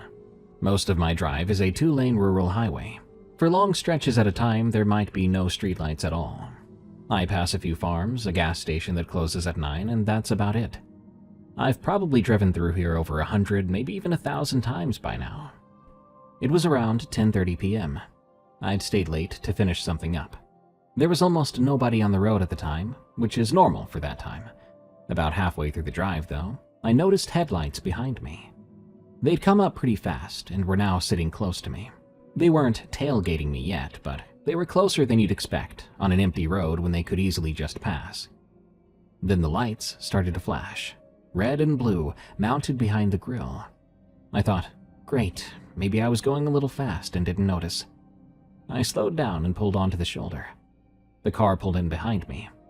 I turned on my interior light, and I put the window down, grabbing my license. I sat there waiting. The car just sat there too, the lights still flashing but nobody getting out. After maybe a minute, I started to watch my mirrors more carefully. The car wasn't a cruiser. There was no light bar on top and no markings I could see. It looked like a regular dark SUV with those grille-mounted lights you can buy online. That was the first thing I thought was wrong. Then a figure stepped out. A figure with no uniform, just dark clothes. They had a flashlight and they were shining it low, walking slow. Not the way an officer approaches a vehicle. There was no radio chatter and no spotlight. Just a person walking toward me with his flashlight. My stomach dropped. I looked at the road ahead of me, and then I saw them. There was someone standing on the right side of the road about 50 yards ahead of where I'd pulled over. Just standing there on the edge of the tree line. I could barely make them out, because they appeared to be trying to hide. But the silhouette was clear enough in my headlights. I made a quick decision then. I put my window up, put the car back in drive, and pulled off the shoulder. I heard the person behind me shout something, but I was going. I did not look back at them. But as I passed where the man was hiding in the woods, something hit my car. I think he threw something at me. I floored it and didn't ease off the gas until I was back in town. I called the police when I got home, and they verified that that was not one of theirs. They sent someone out, but didn't find anyone or any vehicle on that stretch. They told me I did the right thing by leaving, and that if someone pulls me over and it doesn't feel right, I'm within my rights to drive to a well-lit public area. The officer I spoke with said they'd had similar reports on rural roads in the county before. These days I take a different route. It's a little longer, but I don't care. I'm not about to be ambushed by some freaks on the road again. I'm a daycare worker. There's something wrong with one of the kids. From JCL. As a daycare worker, you love your kids, especially the longer you're around them. But there's something that happened over the course of a few months that I still can't make sense of. We had this little girl in our program named Nora. She was 3 when she started. She was a very sweet kid, very imaginative. She talked a mile a minute, and her mom was great. She was always on time for pickup and packed good lunches, always asking how Nora's day was with actual interest. It seemed like a normal, loving family, at least from everything I could see. Now, Nora had a habit of talking to herself during free play. Nothing crazy for her age. Kids often have imaginary friends. They might narrate what they're doing, or even have full conversations with just stuffed animals. That's healthy, normal stuff. But after a few weeks, I started to notice that Nora's conversations had a consistency to them that stood out. It wasn't babbling. She would talk about specific things, and she left spaces for responses, and she would laugh at things that no one said. She'd set out 2 plates during pretend kitchen, always 2, and say, "Here you go, Callie." I asked her once during snack time, "Who's Callie, sweetheart?"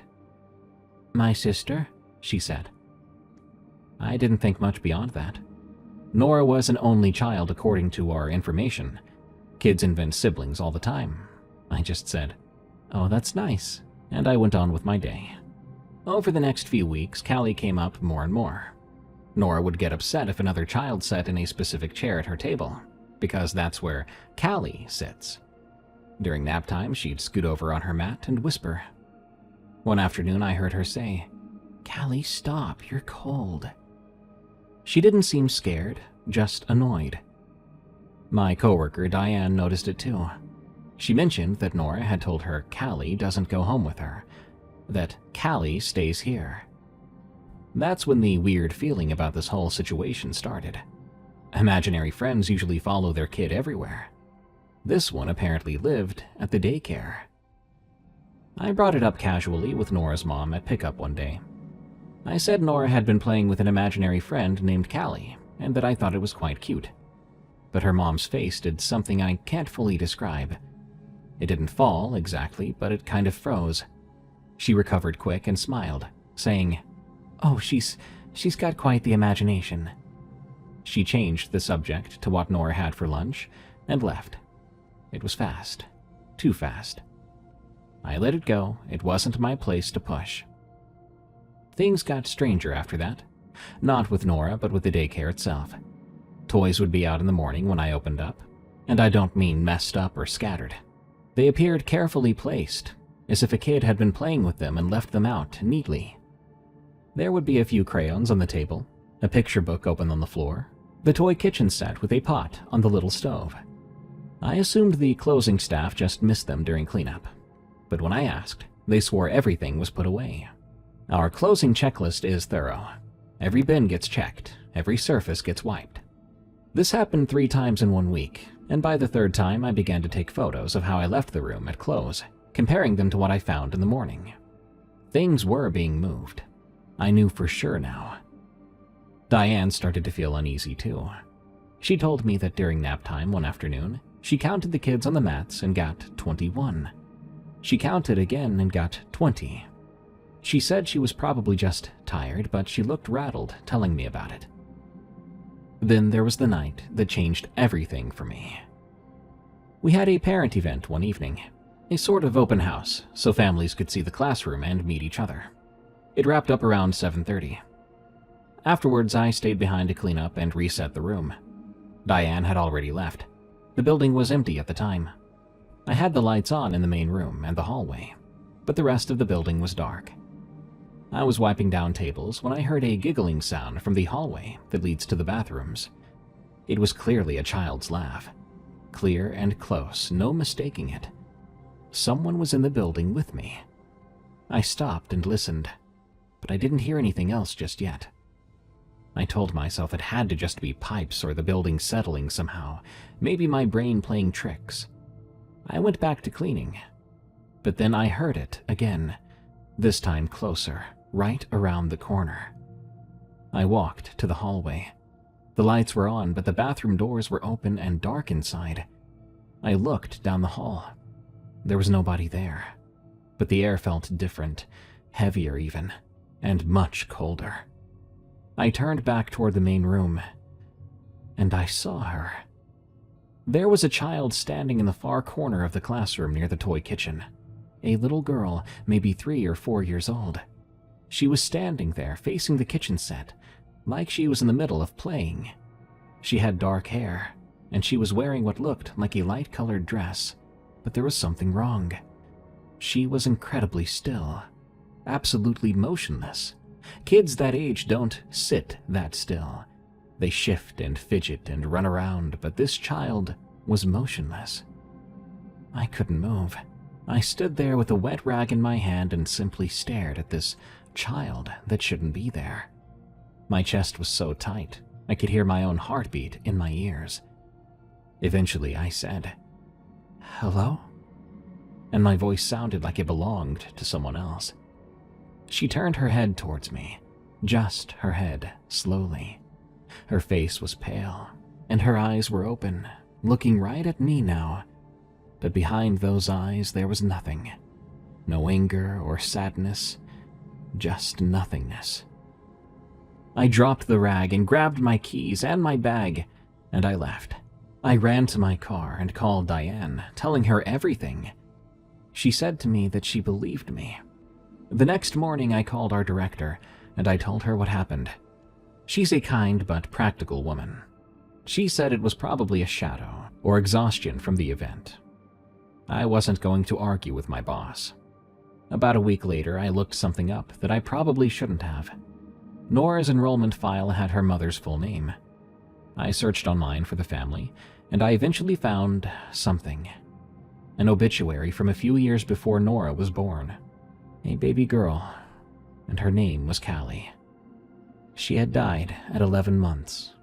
The cause of death was not listed. I never said anything to Nora's mom, and I'm not going to.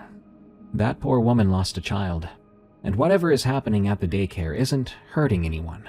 Nora's not scared. She talks to her sister like it's the most normal thing, and maybe for her it is.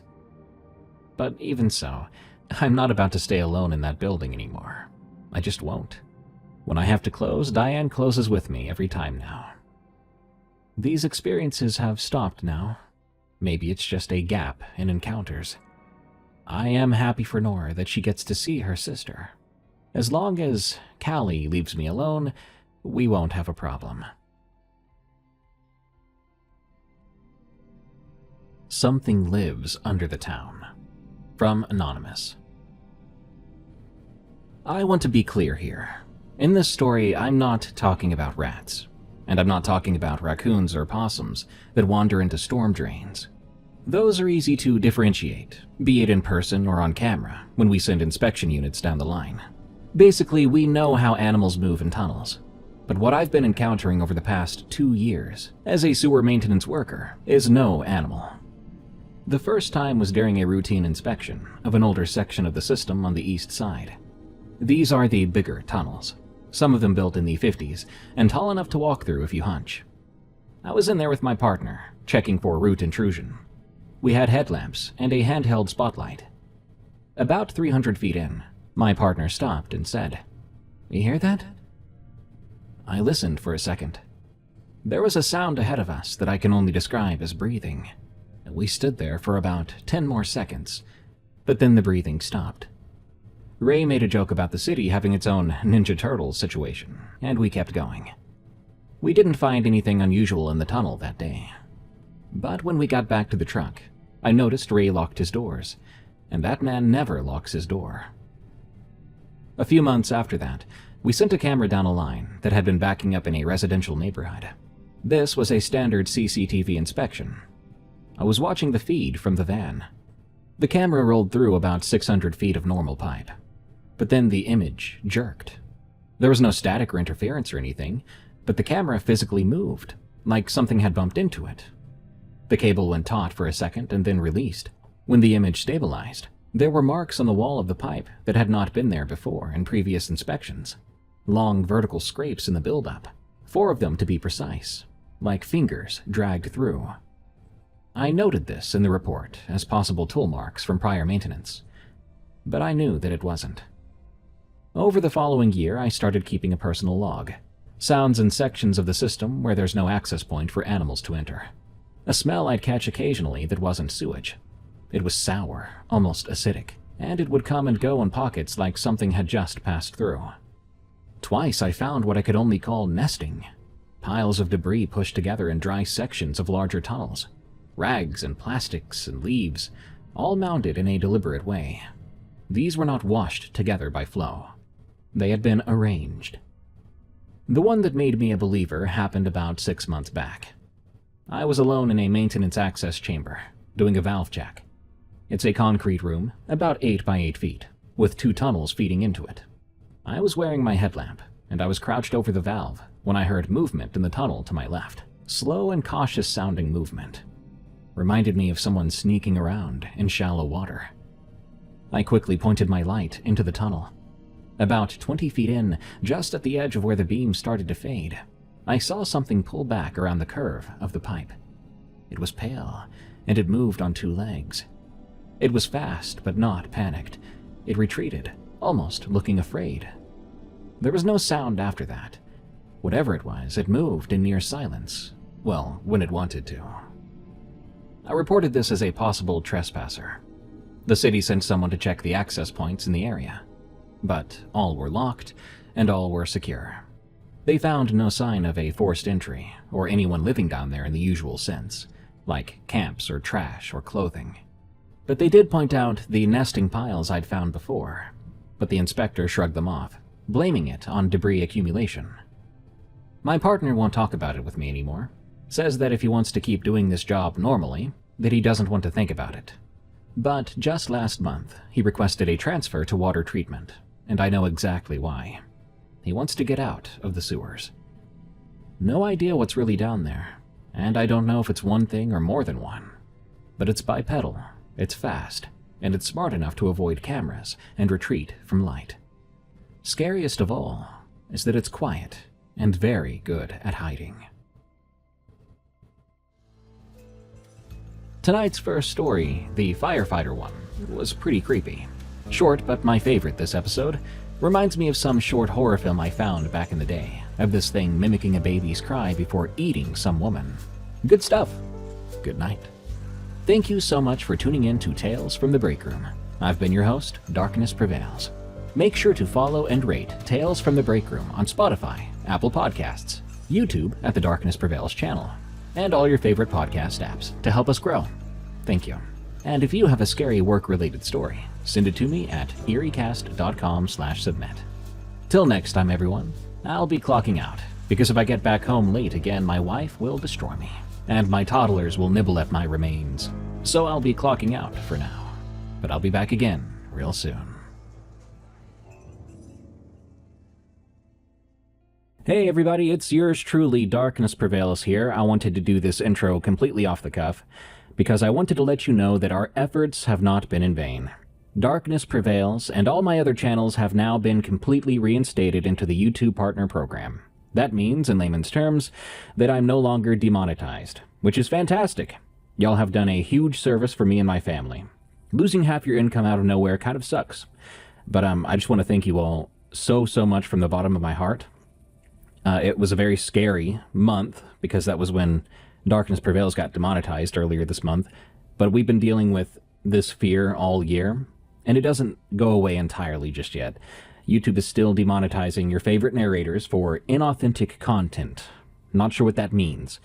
If anything, it means we need to keep working together as a community and support each other. For now, I wanted to touch base with you. Besides just thanking you for your awesomeness, I wanted to run by an idea I've been having. I'm not sure if I'm going to do it just yet, but having multiple channels on YouTube has really shown me that if you have another channel besides your main channel, you're kind of just multiplying your risk by 2. If one channel gets demonetized, and this is what happened to me, It means that they'll demonetize every channel you have, eventually, because we got hit with inauthentic content for Freaky Folklore, and then they hit Night Watchers with related channel, which means you get suspended for being related to a channel that's suspended, and then Darkness Prevails got suspended for being related to a channel that was suspended. So it's this cascading thing that it just seems like a big risk to have more than one channel. For now, I've deleted the Night Watchers channel. Don't freak out. The Night Watchers content is still available on Spotify and everything as usual, and we're still going. All 3 of our fans will be happy about that.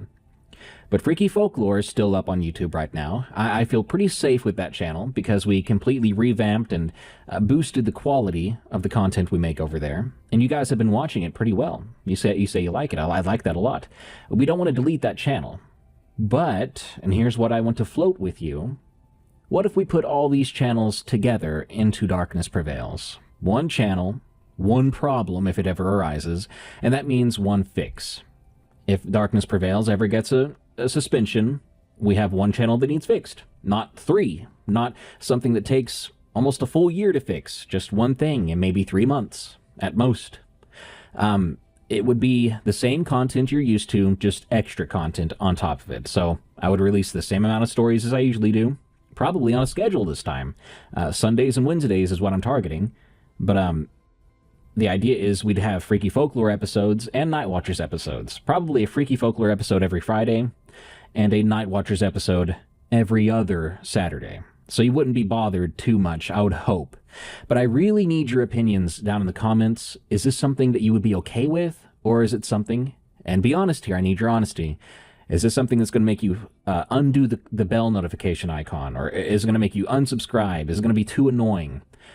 If anything, I would do my best to make sure the thumbnails and titles are differentiated so that when you do get a notification for a segment of our channel you don't like, you can just ignore it. You'll be able to tell right away. But if it's something you do like your usual Darkness Prevails stories, it'll look exactly and sound exactly like a Darkness Prevails story. You click it and you get what you expect. So that's what I'm kind of floating in my head. I want to consolidate because I'm scared if I have too many channels this will happen again. And I don't want to risk my family's income for silly stuff. You know, Freaky Folklore is making, like, it's got $23 into its AdSense account for the week, right? That's not a lot of money. And we're talking about my primary source of income, or one of them, versus having a separate channel just for funsies. When we could bring it all here and enjoy it together in a more safe place. I hope it doesn't sound stupid to you. It sounds like I got scared, and now I'm trying to adapt. But let me know your thoughts on this idea. The last thing I want to do is just annoy everybody, and we do this thing that for a year straight destroys my channel because nobody wants to watch all the extra stuff we put out. Yeah, let me know. I'm sorry for bothering you, and thank you all so freaking much again for being there to support me and all our team through this horrible demonetization. But we are back on track. We're going to be releasing content as usual, and we're going to be getting paid for it again. So again, thank you, and here's your episode you've been waiting for.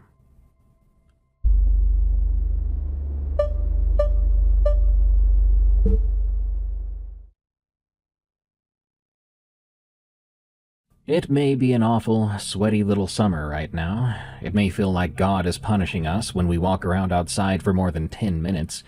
But today's story is about the wintertime. And it's also about why walking around outside can feel like something is punishing you. This story is titled Snow Beast, and it was sent to me by an Alfred Yu. This story recounts the unsettling events of a family in the Ozarks who were targeted by a huge, dark creature, which arrived only when a record snowfall occurred. And this creature loved to send bloody messages. I was 22 years old when this happened. I was living with my parents again. We lived in the Ozarks of Missouri. People always want to make a big deal about that part. Like, oh, you were 22 living at home still, huh? And they tend to picture a failure. Some dude who couldn't hack it. It wasn't like that. I'd finished my school, I had a job at a warehouse about 20 minutes away, and I was saving up money. My parents had plenty of room, so it made sense for me. That's all it was. Just wanted to get that part out of the way. My mom was 49 at the time, my dad 51. My little brother Leo was 4. That's another thing I should explain. How am I 22 and my brother is 4? Well, my parents met young. Then almost 2 decades later, they had another kid. A happy surprise, they called it. My mom used to laugh and say Leo was God's way of making sure the house was never quiet. I was 22, and my little brother was young enough to be my son. It was weird for a while, but then it felt like the new normal. Leo followed me around a lot. He wanted to do everything I did, and I let him, mostly. You don't get to pick your family. You just get family. Our house sat on a little over 4 acres, out where the neighborhoods turn into woods. It was semi-rural, I guess you'd call it. We had neighbors, but you couldn't see them from the house, not really. Behind the property was a stretch of forest that went back farther than I've ever bothered to walk. In the front, a long gravel driveway curved down to the road, and off to the side, about 30 feet from the house, there was the garage, aka my man cave. It was a detached 2-car garage, and it was mine. Not officially, you're not going to find paperwork on it, but in practice. My dad parked his truck in the driveway because the garage was full of my stuff, but he didn't usually mind. I had a bench, a squat rack, a bar, a pile of old iron plates, a set of dumbbells that belonged to my grandfather, and a bunch of miscellaneous stuff. I'd been building this setup since high school, adding a piece here, a piece there, and by the time I moved back, it was a real gym. It didn't need to be fancy. The best part was that it was mine, and I was in there every day. I had a routine. I would get off work around 4, drive home, change, and go out to the garage. I would lift for about an hour, sometimes 90 minutes, and this was every single day. It was a hobby at the start, but it wasn't anymore. It just became my day-to-day, like brushing your teeth or having a coffee. At a certain point, I just didn't think about it. I just went. I like to leave the garage door open. When this happened, it was winter, sure. It was cold out there. But when you work out in a garage, it gets very hot. The body just throws off heat. The space is pretty small, and there's no air circulation in there. After about 20 minutes, I'd be sweating through my shirt, even when it was freezing cold outside. That cold air coming in where the garage door would have been was the whole point. It kept me from overheating. Plus, there's something about lifting in the cold that makes you feel like you're actually doing something. Like the weather is part of the workout. I'd stand there between sets, breathing really hard, watching the fog roll out of my mouth. I felt like Rocky running up those steps. Whether it was snowing or not, I would leave the door open. Especially when it snowed, now that I think about it. Because honestly, the silence after a snowfall is the best. The whole world gets covered by a muffling blanket. And I liked that. Our first heavy snow of the year came at the start of December. It dropped over a foot in a single night. We woke up, and the cars were just white humps in the driveway, and the mailbox was now protruding from a mound. My dad and I spent that morning shoveling, and by afternoon the place looked like a postcard. Everything was clean and quiet. It was that week when I first heard the howls. I was in the garage, as usual, in the late afternoon. The sun was beginning to go down. I had just finished a set of squats, and I was sitting on the bench, forearms on my knees and catching my breath. The door was open. The snow outside was so bright it hurt my eyes, even with the sun down behind the trees now. In the middle of that silence between one breath and the next, I heard a howl. But howl would be the wrong word. A howl is what a dog, coyote, or a wolf does. But this was so much deeper. It came from somewhere out toward the tree line, and it didn't rise and fall like a dog, wolf, or coyote either. It was like a sound being pressed down and held there, coming from a chest too big for anything that lives around here. It went on for a while, too. So long, in fact, I began to think, dang, doesn't this thing need to take a breath? And when it finally stopped, the silence after was disturbing, because the birds around here reacted to the howl by going completely quiet when it was over. I sat there for a moment. I told myself it had to be a neighbor's dog. A big dog, a bloodhound, or a mastiff, one of the ones that had a deep voice. Plus, out here, with the snow on the ground, I was sure that the sound could be distorted. I'd heard coyotes out here plenty of times, and their voices could vary wildly. Sometimes they sounded peaceful and lovely. Other times, it was like a local zombie apocalypse occurring. So maybe this weirdly deep howl was nothing. Just a big dog, or a strange coyote who discovered a hidden talent, looking over at his friends and going, "Hey guys, check this out." I finished my workout, but I heard it 2 more times that night, spaced far apart, always coming from the same direction. Each time I would stop and listen to it, and each time I told myself the same thing: it had to be a dog of some kind. A few days after that, I saw something. I was finishing up a set of deadlifts. It was a heavy day. I'd pull the bar up, hold it, and set it down. I was standing there with my hands on my hips, breathing, looking out the open door at the yard. The snow was still deep, maybe 1.5 feet in places, and the light was that flat white you get in the late afternoon, making the sky and ground nearly the same color. That's when something ran across the yard. It came from near the shed, out on the left side of the property.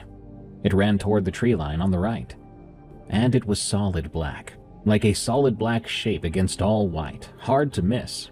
And it was really big. I'm saying the size of a horse, at least. Not a deer, though. Deer are tall and thin, and their movement is like a prey animal, all legs and nervous energy. But this was low and smooth. It moved like it was very heavy, and it looked heavy, as I said before. But what I'm trying to say is it looked dense, like it was packing a lot of meat in a tight body. It was gone in under a second. I did not get a good look at it. I got a flash of it. A black shape, horse-sized, crossing about 50 yards in open snow, and before I could even blink, it was behind the trees. Then nothing was there. I was standing in the garage doorway in my sweaty t-shirt, the cold air blasting me. I watched that tree line where it disappeared for a while, just in case it decided to come back out. But nothing came back out. I didn't see any further movement, hear any further sounds.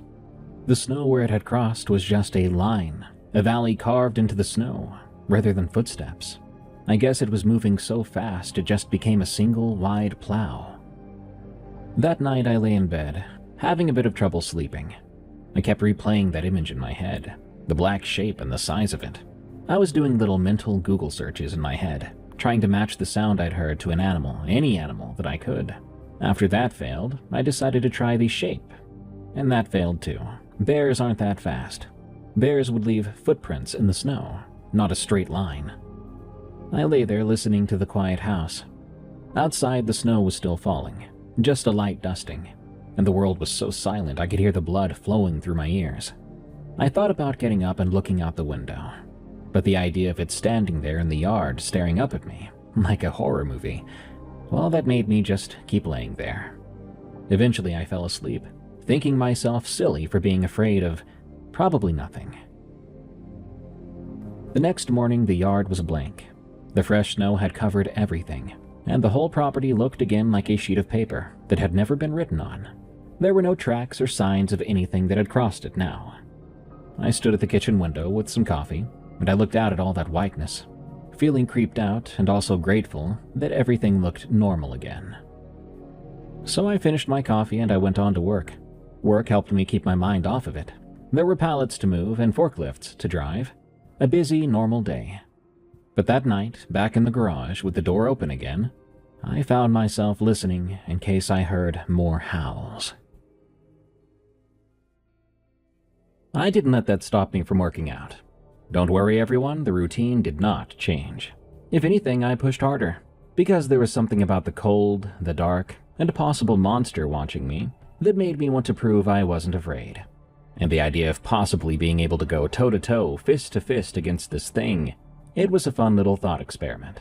Deep down, though, I was trying to explain it away. I'd load the bar and lift, telling myself it was really nothing. A big weird dog, the wind blowing a branch or a bush right by me. And between sets, I'd stand in the doorway and look at the tree line, just listening. But that howl came back a few times over the next week, always at the edge of the clearing. And from the trees, that same deep and low howl that would go too long, longer than I could hold my breath. I began to time my rests so I'd be standing still when it came, so I could hear it clearly and be prepared. Every time I heard that howl, I felt the same thing. A cold that had nothing to do with the weather. It seemed to start at my chest and spread outward. I kept all of this to myself, though. If it really was nothing, then I would look pretty stupid. So I lifted, listened, and watched the snow fall, making sure the yard stayed blank and white. I constantly told myself over and over, there really was nothing out there, nothing to be afraid of. And then one night, I heard the howls much, much closer than ever before. I was doing pull-ups, facing the open garage door, and the howl came from somewhere in our yard. Not the tree line, but in the freaking yard. It sounded like it was less than 50 feet away from me. Close enough that it vibrated my bones. It was like standing next to a huge engine. I dropped off the bar and I stood there, staring into that dark. But I couldn't see anything. The snow was falling thick and fast, and the world outside the garage was just a wall of white and black, juxtaposed together. I waited, not sure how long, but long enough that the cold was seeping into my bones and my hands were starting to go numb. Then I did something out of character, but I felt I had to do it. I closed the garage. With the garage now closed, I sat back down, the space heater humming next to me, and I felt like such a coward. I also felt, for the first time, like maybe being the coward this time was a good thing, the smart thing. Maybe there was something out there after all, something big and vicious enough that it didn't care whether I was a man or not. Whatever it was, though, it had certainly crossed my yard in silence and howled on my own property. I finished my workout just like that. I didn't like it. The air was thick and hot, and I felt trapped and boxed in. But I wasn't opening the door again, not that night. When I finally came back inside, my mom was in the kitchen. She looked up at me and told me, "You're late. Everything okay out there?" "Yeah, it's fine, Mom," I said to her. "Just a long workout." She nodded and went back to whatever she was doing, the dishes, I think, and I went upstairs. I lay in bed and just thought for a while. I didn't know it then, but that would be the last quiet week for some time, and the last week I could tell myself it was just a dog or something else. On Monday, my mom found something. She came back from getting the mail, and she had this look on her face, tight and closed off. She gets that way every time there's something wrong, especially when it's something she doesn't want to speak about in front of Leo, in case it might scare him. She pulled me aside in the kitchen and said to me, "There's something dead by the driveway." I went out to take a look. It was a big raccoon lying just off the gravel near the mailbox. I thought maybe it had been hit by a car and just died there, and as I got closer it didn't look right. Maybe a big bird got it and tore it apart. But no, I didn't think that was right either, because as I stood over it, it had been gutted completely and just left there. It was too cold for the flies to be out, but the snow around it was pink in places. It had been there a while. I bent down and quickly noticed it had not been eaten. When a coyote kills something, it eats it, nibbles on it at the very least. When a fox kills something, it eats it, and even a house cat will eat some of what it kills. This raccoon had been torn open and abandoned here, as if what had done it for a reason that had nothing to do with hunger, something that liked to kill for the fun of it. My dad came out and looked too. He's a practical and stoic man. He does not spook easily, and he rarely says more than he has to. He crouched down next to me over the thing, studied it for a minute, then stood up and wiped his hands on his jeans. "Coyotes," he said. "Maybe a wild dog." I didn't say a word. I was looking for the tracks around the raccoon, but it was hard to identify anything. The area there had been churned up real bad, so I couldn't find even raccoon paws among the mess. The stuff that did look like prints, though, they looked too big, too close together. If these were the predator's footprints, it kinda looked like it had squatted over its kill on two legs. But that can't be right. It didn't make any sense. The snow had drifted and half melted and refrozen by then, so I was probably wrong. I told myself I couldn't be sure. Dad buried it. He also didn't want Leo to see or know about it. And we just didn't bring it up again. There wasn't much to talk about. Finding a dead animal out in the country isn't really local news. It's just stuff that happens out here. Except it really wasn't, as we would soon find out. The next week, my mom found yet another carcass. and I still feel so guilty that she had to be the one finding all these things. She'd gone out early to brush snow off her car. She came back inside white as the snow herself, and she couldn't talk for a minute. My dad and I didn't wait for a response. We went out together this time. We found it right next to the house, right up against the side wall near the garage. This time I think it was a beaver. A dead beaver torn to shreds, and its insides had been smeared and flung up the outside wall of our house. Graffiti made with organs and blood. Some of it was on the roof. I don't know how it got that high. I've thought about it a lot since then, and I still don't know. Something like that would have to happen on purpose. A wild animal doesn't just accidentally throw beaver guts up on someone's roof. Now, as far as I understood, there was no water source near our property. I think there's maybe a stream a couple miles through the woods. A beaver shouldn't be wandering into a snowy yard like this. So in my personal opinion, whatever had done this to the poor beaver, it went and found it and brought it all the way out here to our yard just to spray paint our house with viscera. That's not hunting. That's a message if I've ever seen one. My dad was standing there, quiet, but not in a good way. He then went inside and came back out with his shotgun. That was, I think, the turning point in this situation. My dad doesn't get the shotgun out for coyotes, unless they're right up to our door, and they don't do that. He grabs the shotgun when there's a real problem. He walked the perimeter of the house with it, slow and checking the tree line. I watched from the driveway, and I felt something turning over in my stomach. I helped scrub the wall that afternoon. It was freezing, and the water in the bucket kept trying to ice over. My hands were going numb, and the whole time I kept my back to the trees as much as I could. I didn't want to look that way, though the entire time I could feel it out there. Though I didn't see it, and we weren't hearing it, I could feel it, like when you just know someone's watching you through a dark window. It took over an hour to get all that blood off, and some of it stained the siding, which pissed off my dad. To this day, I don't think my mom ever looked at that wall the same way. Nobody said the word, not yet, but that night at dinner, my dad put his fork down and said, "Till we figure out what this is, Leo's not going outside alone." And that was the new rule. Leo was 4 and he didn't understand. A week earlier, he'd been running around the yard every chance he got, building snow forts and throwing himself into drifts, doing all the fun outdoorsy or wintry things a kid his age would do. And now, suddenly, he couldn't. It was banned. He could go outside, but only with one of us right beside him, and I'm talking arm's reach. You could see it confused him and upset him. He had looked at us with this puzzled little frown, like, "You've got to be joking." I felt so bad. You could tell he was asking himself what he'd done wrong, but he didn't do anything wrong.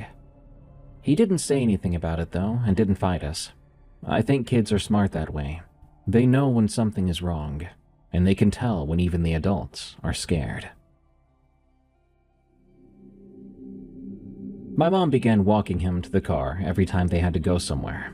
Right next to him, one hand on his shoulder, opening the door for him and everything. She'd unlock the van and put him right in his seat, like he was a little infant, closing the door and getting herself in fast. I'd watch from the window and see her checking the mirrors before she even started the engine. We all started doing our own versions of that, checking locks, watching the trees, bringing the trash in early. We were all on edge. A few days after the beaver, my dad said he wanted to go out there and find it, put an end to it. It wasn't a conversation, it felt like, more like a decree. He came into my room one evening and said to me, "Tomorrow, you and me are going out. We're gonna track this thing." Okay, Dad. I'm ready when you are." The next afternoon, we suited up, and we went out onto our own land, rifles in hand. The snow was still deep everywhere. It was late in the day by then, and the cold was worse than ever before. We moved slowly and quietly, the way he taught me when I was a kid. Step in the snow where you won't crunch. Don't snap branches. Breathe through your nose. Hunter stuff. There was a comfort in what we were doing, being out there with him and doing something about this situation, rather than sitting in the house and staring at the walls. It felt like we were solving a problem. And also it was nostalgic. It reminded me of when I was a kid and he would bring me hunting with him, which we didn't do much anymore. My dad had always been good in the woods. He was a hunter his whole life. It had always made me feel safer just being next to him. Like whatever this was, it was about to find out it had picked the wrong property. We cut down toward the tree line where I'd first heard the howl. Then we worked our way along the edge of the woods, looking for signs. Tracks or droppings or torn bark, anything we could notice. But the snow was clean. That was the problem. It was too clean. In 1.5 feet of snow, a deer leaves tracks you could follow for miles, but there was nothing for us to find here. We were circling back on tracks that were just our own, and they were fading behind us as the snow came down.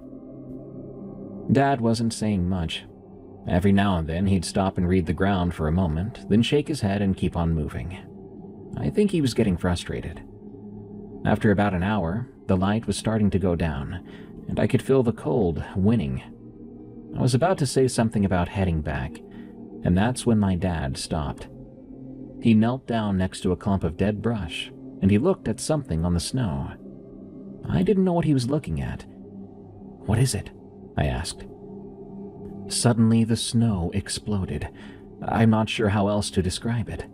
One second, my dad was kneeling there, and the next, a dark, massive shape burst from the brush next to him. In the blink of an eye, there was something on top of my dad, something black and huge and screaming.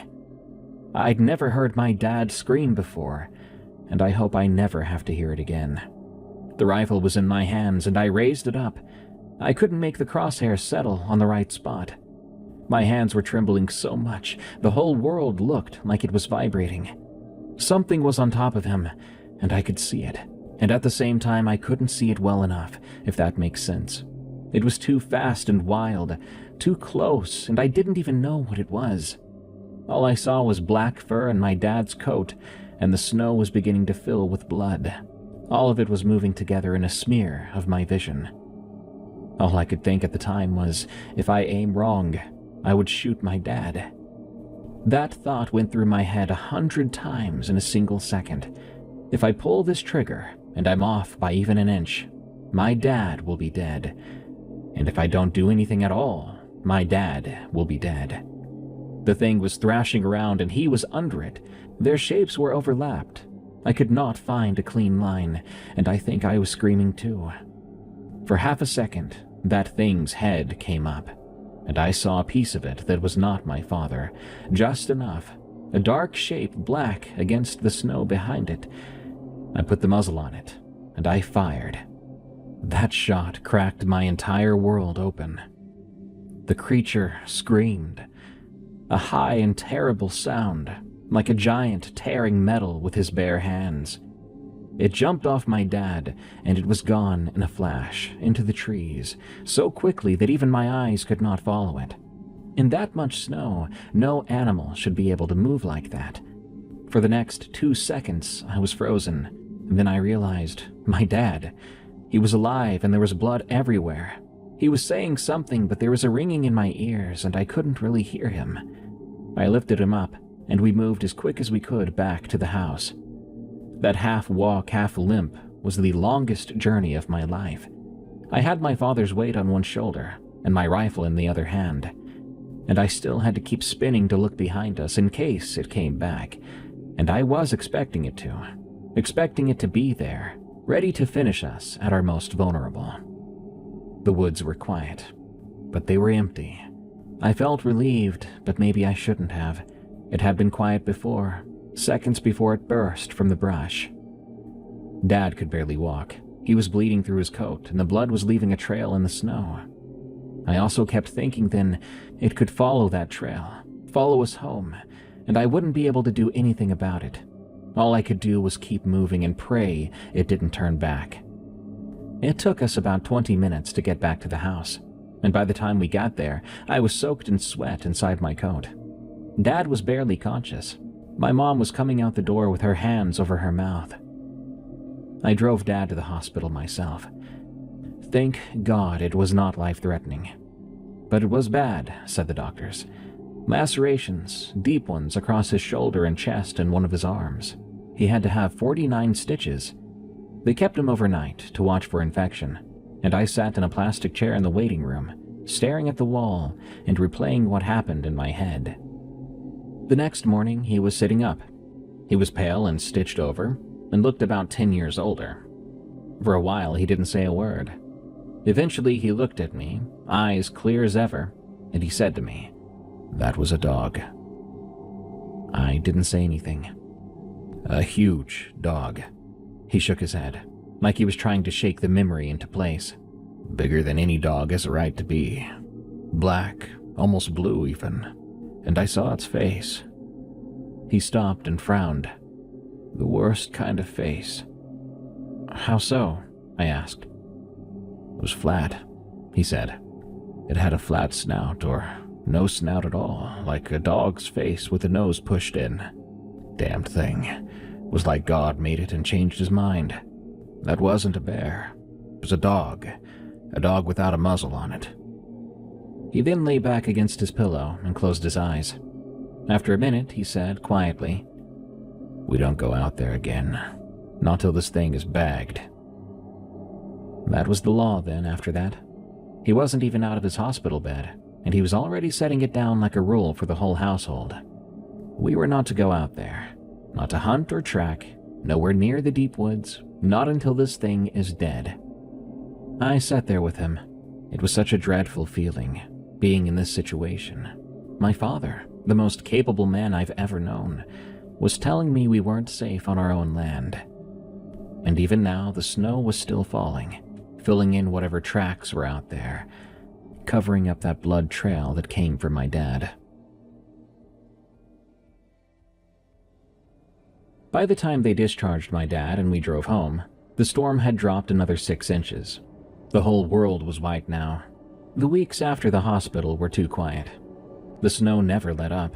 It came in waves, several inches at a time, and it never melted.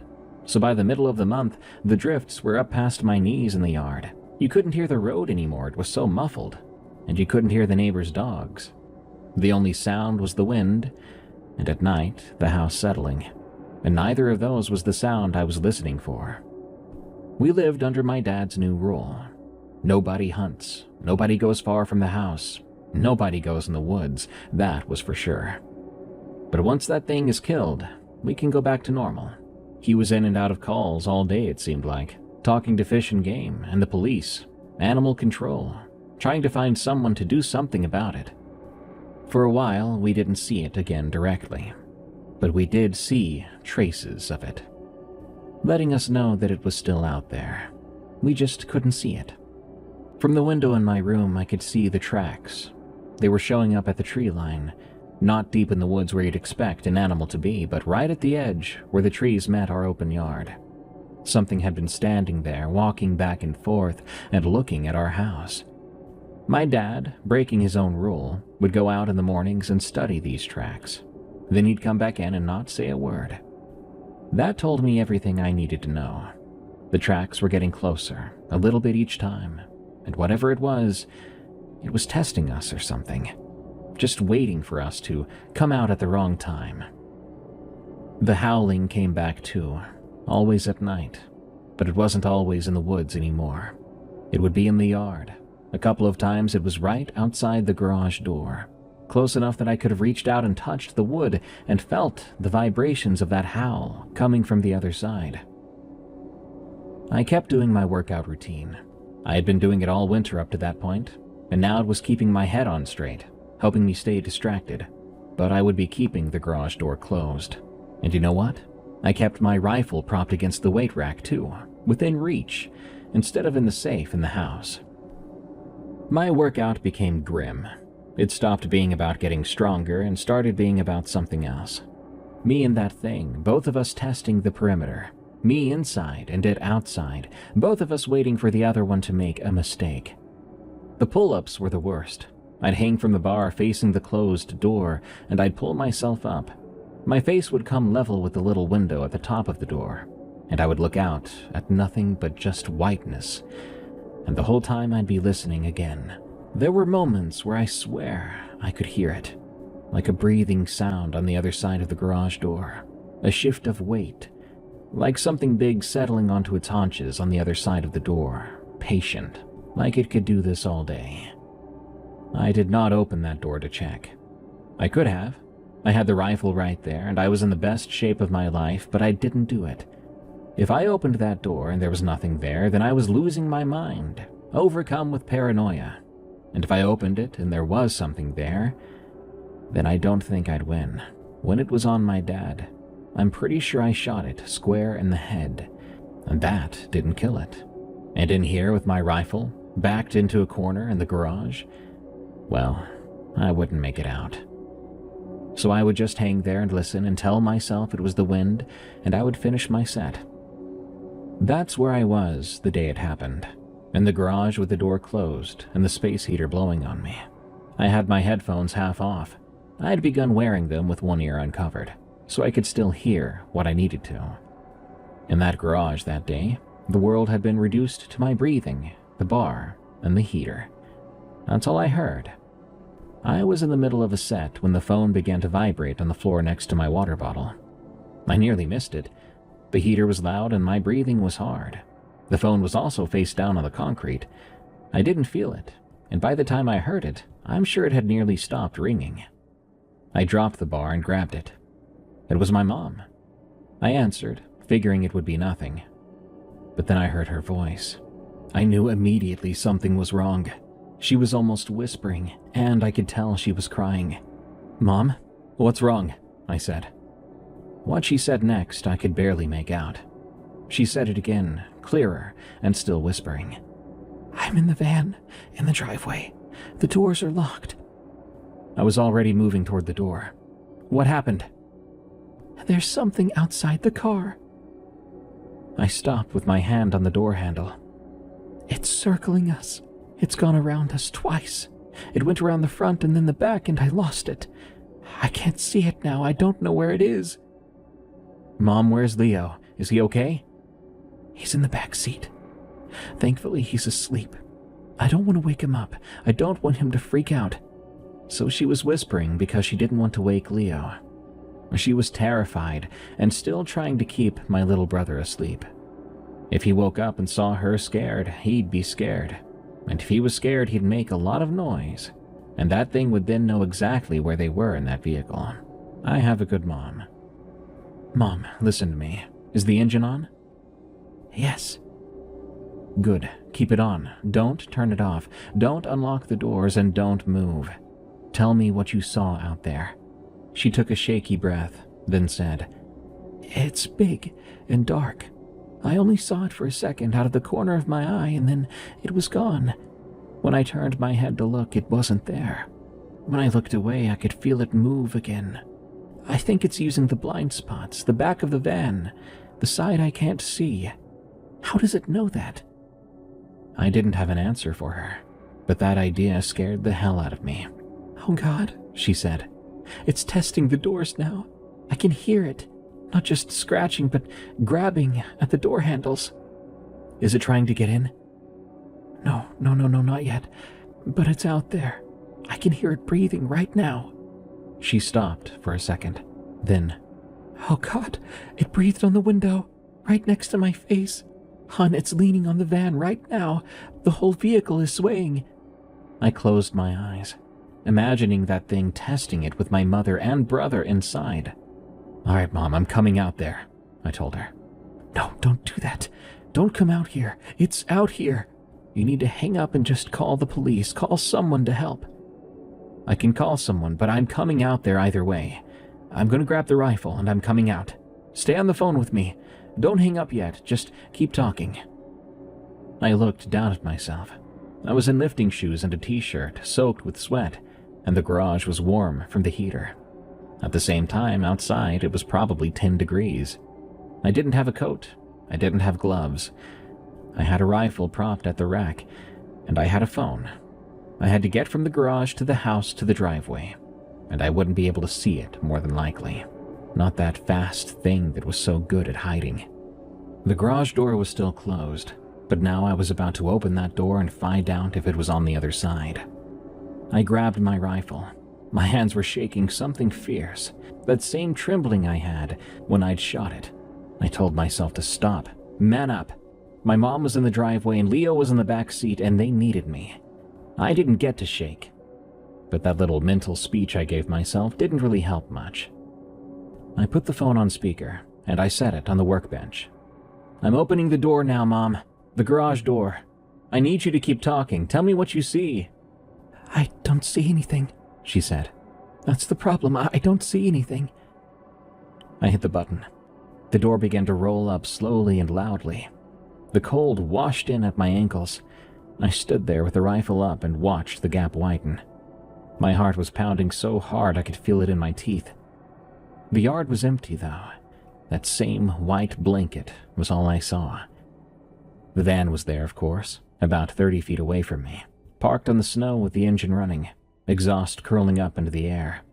I could see my mom through the windshield. She looked panicked, but I couldn't see Leo. I couldn't see anything else either. I stepped out. That cold hit me like a wall then. The snow came up over my legs, and I began to walk toward the van, rifle up, sweeping the tree line. I had to ignore the freezing cold on my legs and stay focused. I swept the corner of the garage then the space behind the van.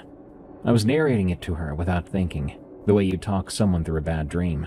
At that point, I wasn't even sure she could hear me from there. "I'm out, Mom. You can see me. I'm moving to where you are. I don't see anything yet. The yard's clear. I'm gonna get the other rifle from the safe and come to you. Don't unlock the doors until I'm at the van, okay?" Apparently she heard, 'cause her shape in the van was nodding. "Okay." The walk from the garage to the front door of the house was only 20 feet. But God, it took forever. Every step I took, I was expecting for the brush at the tree line to explode, leaving me less than a second to react. I kept waiting for my back to be hit by a massive weight from behind. I made sure my back was to the garage as much as I could, and I moved sideways. I never stopped sweeping. The whole time the yard stayed white and silent. I got to the house. I went in through the side door, and I kept it slightly open. I didn't want to fumble with the lock if I had to come back through in a hurry. The safe was in my dad's office. I knew the combination, but my hands were cold and shaking, so I had to do it twice. This rifle was the one my dad let me use when we had gone out, the one that I'd shot it with the first time. I checked it, loaded it, and I went back out with 2 guns. One ready to be fired, the other strapped over my shoulder. When I came back out, I yelled and mimed a message to my mom to tell her to keep talking, because now my phone at the garage would be doing double work. A distraction. Pretty sneaky, right? And yet I had no idea if it would work at all. She was talking louder now. I could faintly hear her voice echoing from my phone back in the garage. I began to cross the yard, rifle up, steadily. There was no way to avoid the snow crunching under me, and the fog coming up from every breath I took was starting to annoy me. I needed my entire vision at every moment, and even the fog from my breath clouded my vision somewhat. The van got closer, and then I could see my mom much more clearly. My poor mom was white as a ghost, and her face was wet. I don't think she ever stopped crying. Her eyes were so red and her hands were on the wheel. She'd been talking to me through Bluetooth in her vehicle. I could then see Leo in the back. He was still sleeping, head laying on the glass. His mouth was open, looked like he was snoring. I was relieved to see him so peaceful. No idea in the world that anything was going wrong. I made it to the van, and I put my hand on the driver's side door. I said, "I'm here. Unlock it." The locks clicked. Mom opened the door, and I reached in and took her hand. She was trembling. I said, "Here, take this. We're going to move Leo fast." I handed her the rifle. She'd been hunting before with my dad. She was experienced with firearms, so no worries there. I continued, "I need you to get him out, and I need you to go straight to the house. Don't look around and don't stop. I'll be right behind you." She nodded.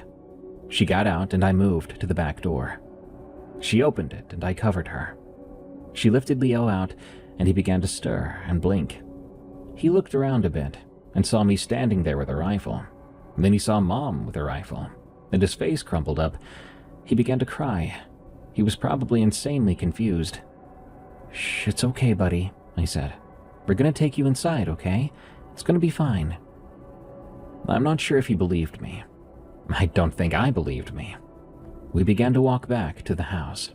My mom was in front, carrying Leo. He mostly held on by himself, while Mom aimed a rifle. We were moving pretty fast. I was behind them, walking backward the whole time, rifle up and sweeping the yard again. The protectiveness had flipped. It was me, now. I was the one between them and whatever was out there. The same job my mom and dad had always had for me, and now I was watching over them. Before that, I had never understood how heavy that was. Not until that moment. We were almost to the door, maybe 10 feet away, maybe less. In seconds, my mother had her hand on the handle. That's when I saw it. The shape, the huge and dark thing passing through the edge of my vision at the corner of the house. Movement where there shouldn't have been movement, and at the same time I heard it. Snow compressing somewhere to my left. The soft crunch of heavy weight settling. I turned, brought the rifle around, and put the muzzle on the corner of the house. There was nothing there. Just wall and snow. Mom, go. Go, go, go. It's open, you don't have to turn it. She pushed and went through. I backed in after them, rifle still up, still aimed at the corner, and I slammed the door, locking it. I stood there, my back against it, breathing hard. I listened closely. Nothing. The house was quiet, and the yard outside was quiet. My mom had practically collapsed on the floor in the living room, holding Leo. They were both crying. I stood at the door. I was not ready to relax yet. I had seen it out of the corner of my eye. It was out there, faster than my head could turn to look at it. We spent the night in the living room, all of us. My dad came down and sat in his chair with the shotgun across his knees. He still wasn't in 100% shape, and he had been asleep in his room when everything went down. We had all the lights on in the house. Both rifles were on the table, next to my phone. My mother kept saying the same thing, like she was trying to work it out for herself. "I think it was just playing with us," she said. "I think it could have gotten in. It could have broken the window. It could have tipped over the van. But it didn't. What does it want with us?" Playing. That was the word. She was right. This entire time, it had been playing. The raccoon it left on display. The nice beaver artwork all over the wall. My dad, attacked and abandoned like its prey before. It wasn't hunting us. It wasn't trying to kill us yet. Not really. Just as my mother said, it was playing with us. Like a house cat that found a mouse and was bored. It's not hungry. It's got power it can abuse. So it's doing it. Leo was asleep on the couch, wrapped up in a blanket. His face was puffy and red from crying so much. At some point he woke up, just for a second, and he looked around the room at us, sitting there in the light.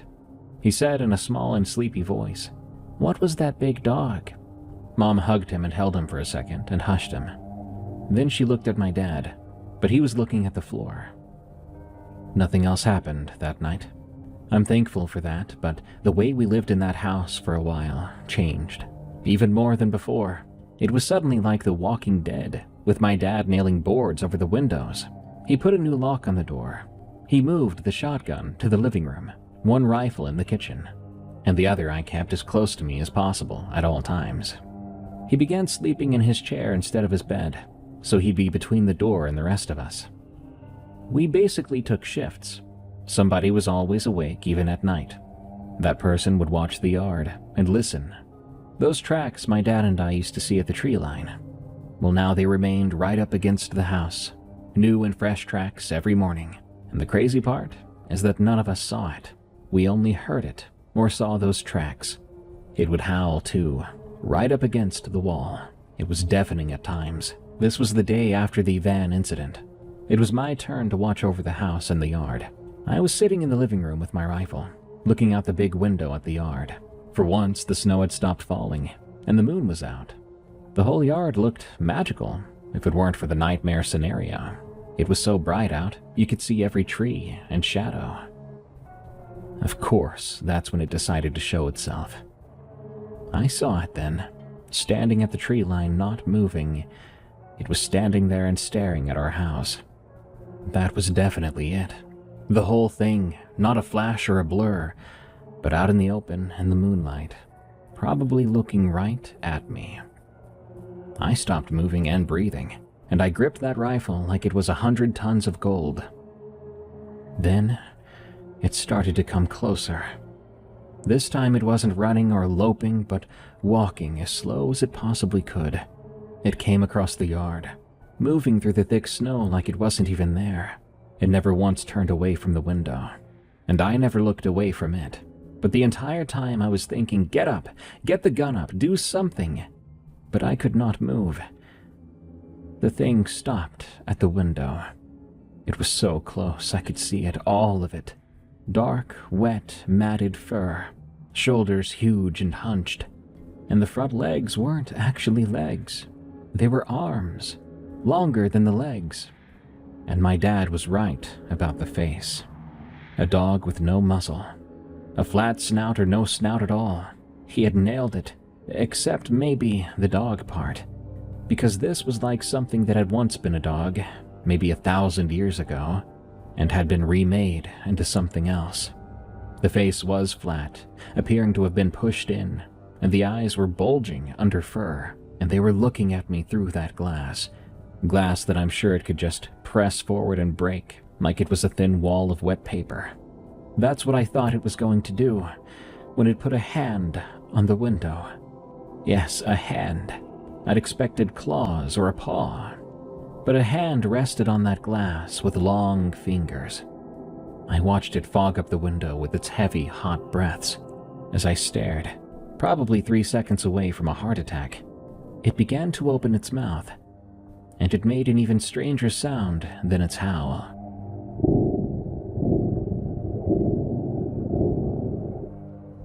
I swear it sounded like it was laughing. So we both knew. We were both at this understanding that it could get through that glass like it was nothing. It simply chose not to. After the message was sent and received, it took its hand off the window. It then turned slowly and walked back across the yard the exact way it came. And without looking back, it walked through the drifts until it disappeared in the trees. And I still didn't raise my rifle, nor had I uttered a word so far. I plopped back in my dad's chair, thanking God that I was alive. After about 2 minutes, I got up, checked all the locks, and went to wake up my dad. I told him what I'd seen, and he wasn't the least bit surprised. That would be the last time any of us saw it. If he had asked me that night, I was certain this was the beginning of the end for us. I thought it was coming back, and it would not be holding anything back. That laughing sound told me it was just getting started, and the worst was yet to come. But I would be wrong. That was the end. The next morning, the snow began to melt. The weather was warming up, and the snow had stopped falling. The icicles on the eaves were dripping. Snow on the roof was sliding down. Snow came off the trees in wet clumps, and the driveway turned to slush and then to mud. Before long, we could see the gravel again underneath. That beast left with the snow, and it never came back. When the world was completely warm again, and there was no trace of snow or runoff, when everything started to turn green once more, my dad finally took the last boards off the windows, and life slowly returned to normal. It took a little bit longer, but eventually we felt safe enough to put the rifles and the shotgun back on the rack. No more sentry duty, no more rules against going outside, and no more monster. That thing was gone, and it still has stayed gone. Whatever it may have been, it came with the snow, and it left with the snow. We will never know what it was, but I could go the rest of my life without having to think about it ever again. The title of this story made me laugh, because I'm pretty sure Snow Beast was the title of an old cheesy sci-fi movie. I used to watch those all the time with my mom. Great times. But what I never did with my mom was walk back to back, waiting for the Snow Beast to hunt us down. Good night. Thank you all so much for tuning in to this episode of Unexplained Encounters. I've been your host, Darkness Prevails, and you can find me on X at Dark Prevails. I've been posting about this new survival horror 2D game I've been making, so come check that out. Follow and rate Unexplained Encounters on Spotify, Apple Podcasts, or your favorite podcast app. And come join us over at Eerie.fm. You can become a premium member, get bonus content and horror stories. Till next time, everyone, stay safe out there and stay creepy, because this world is a strange one.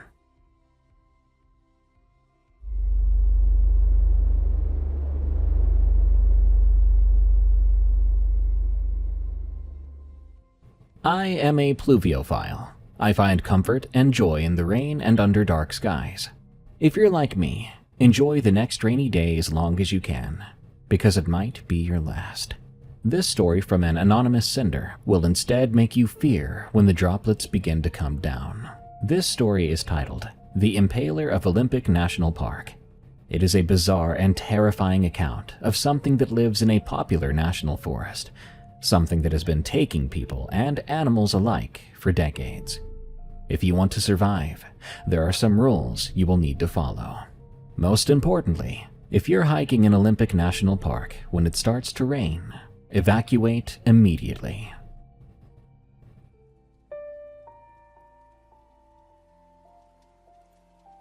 I can never forget what I saw in the Hoh rainforest, or what it did to the four of us afterward. But it taught us something. It taught us that if you're ever in Olympic National Park, there are rules you must follow. I'll start from here. Ever since I was 12 years old, I've been a naturalist. I love nature, I love animals, and studying them and observing them has always been my passion and hobby. My girlfriend Jules and I drove out to the Olympic Peninsula last May.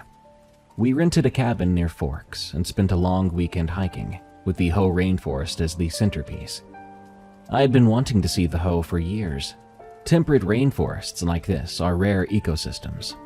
The Hoh is one of the most intact examples remaining in North America. It gets 12 feet of annual rainfall. The Sitka spruce germinated when the Roman Empire was still standing. The place has some of the highest biomass per acre measurements ever recorded outside the tropics. Now, my Jules is the kind of girl who makes a room feel different when she walks in. She's much livelier, more charged than myself. She has strong opinions and zero patience for the easy route. When we go hiking together, she's always pushing for the longer loop, the steeper trails, the summit attempt when the weather's going marginal. She'll give you endless crap for turning back too early. But she will not hike after dark. Ever. I learned this on maybe our 4th or 5th trip. That time we misjudged a day hike, and twilight caught us, still 2 miles from the trailhead. I suggested we push through. I had a headlamp. The trail was well marked. But she said no, and the way she said it, it was clear this was not negotiable. We sort of jogged the final stretch in fading light, and she didn't speak the entire way. When we made it to the car, she would not look at me. I've never pushed her on it. Everyone carries something, you know. The drive into the Hoh was everything I'd hoped for, and something more than that, but I couldn't quite name it at the time. The road follows the river through the forest, which closes overhead until you're moving through a green tunnel. I had my window down, even though it was a misty day. That smell was something nice. Just that smell of things being alive. We parked at the visitor center and started on the Hall of Mosses trail. That famous one, the postcard, and it deserved the reputation. The big leaf maples arched overhead like cathedral ribs, draped with these curtains of club moss. A varied thrush called from somewhere in the canopy. That single ethereal note that sounds less like birdsong and more like the forest was asking us something personal. Jules was in a good mood too, making jokes about the spooky vibes, doing an ironic Blair Witch angle with her phone. I was cataloging species in my head, the way I always do. Polysticomunitum, Acer macrophyllum. Everything had a name, everything fit. We continued on to the Hoh River Trail, which winds deeper into the valley. The rain started about a mile in. It was light and steady. This is the kind of rain the Hoh receives about 300 days a year. I had packed shells for both of us, so we kept walking. About 4 miles in, something caught my eye off trail. A flash of color that didn't belong there. It was too bright and orange. I thought it might be a varied thrush on the ground, which would be unusual behavior worth investigating, or maybe a late flush of chanterelles. I told Jules I wanted to check it out. She rolled her eyes at me, but followed anyway. It wasn't a bird. About 30 feet off the trail, and maybe 12 feet up a big leaf maple, there was a coyote. It took me several seconds to process what I was actually seeing. My brain kept trying to rearrange the image into something that made more sense, kind of like an optical illusion. This was definitely a coyote, though, and it had been impaled on a broken branch right through its midsection, just behind the ribs. The animal hung there with its head lolled to one side, legs dangling. The orange I'd glimpsed was actually more red now. It was exposed muscle tissue, where something had torn at the hindquarters. The damage looked relatively fresh. Days, I would guess. A week at most. The body hadn't even begun to bloat yet. There was something about this that was simply wrong, because it looked like something had put it here on purpose. I tried to shake that thought. Anthropomorphizing nature is a rookie mistake, but the thought lingered in my mind. The way the body had been hung there was not happenstance. Jesus, Jules said behind me. I moved closer without even deciding to. My naturalist brain took over. This was data, a puzzle requiring a solution. Did you know that cougars have been known to stash prey in trees? That was my first thought, the most logical explanation. Puma concolor will drag a kill into the canopy to keep it away from scavengers. I'd seen photographs of it in journals, and I knew about the behavior. But the longer I studied that carcass, the less it made sense. You see, when a cougar caches prey, it drags the animal up by climbing. The carcass ends up draped over a branch, pulled from below by a predator ascending with its kill clamped in powerful jaws. This coyote had not been draped. It had been deliberately pushed onto the branch stub with enough force to cause it to be impaled through the thorax. Judging by the angle, the force came from above, not from the side, not from below. The branch itself was maybe 2 inches in diameter. A cougar weighs between 80 and 200 pounds. That branch would not support such weight, let alone a cougar maneuvering a carcass into position. Do you think a cougar did that? Jules asked, already sharing my brain cells. I don't think so. It's not the right angle, and a cougar would lay the kill over the branch. Certainly not, well, this. So, what do you think did it? Well, I had no answer for that. A Pacific wren sang somewhere nearby, that cascading trill. The rain continued pattering on the canopy. The forest went about its business despite the dead coyote, completely indifferent. Let's head back, Joel said. The trailhead parking lot was almost empty when we got back. Just our rental car and one other vehicle, a battered Toyota pickup with Washington plates. An older man was sitting on the tailgate, about mid-60s. Gave off real, I've been doing this longer than you've been alive vibes. Get out to the river? About 4 miles in. Beautiful out there. Sure is. Best rainforest in the lower 48. He took a sip from his thermos. You know the rule about the rain out here, right? I laughed, assuming he was joking. Let me guess, bring a good shell? He didn't smile. Instead, he sort of stared at me for a moment, then blinked. No. The old-timers around here say if the rain quits on you sudden, really sudden, like someone turned off a faucet, it's best to head back to your car. Sooner the better. He shrugged. Probably nothing, just what they say. Just making sure you know. In the car, Jules was quiet. Now, she usually talks my ear off on drives. This time she just stared at the trees sliding past. That coyote was so weird, she finally said. You're not wrong about that. Surely you don't think a cougar actually did that? No, I don't. I was expecting her to ask more questions, but she didn't. We drove back to the cabin without another word. That night I could barely sleep. I kept thinking about that damned coyote. I simply could not figure out what kind of animal would do that, and the idea of a person doing it made my blood boil. Sure, some people think of coyotes as pests, but why impale it on a branch? There were no other wounds on it to indicate it had been dead before being impaled. What a cruel thing to do to an animal, even if it is a pest. Around midnight, I gave up trying to sleep and went over to my laptop. I googled random things at first. Hoh rainforest coyote tree, Olympic Peninsula predation unusual, animal carcass impaled branch. But most results were useless. After maybe an hour, I found an old hiking forum, an old remnant from the early 2000s, mostly dead threads and broken image links. The interface was dated, all that early internet aesthetic of clunky frames and too small fonts. Someone had posted, though, about finding a deer carcass impaled in a tree near the Hoh River Trail. They'd asked if anyone knew what could do that. There was one reply, a ranger, telling them it was storm damage catching carcasses, which is the kind of explanation you give when you don't have one and don't want to admit it. I kept on digging.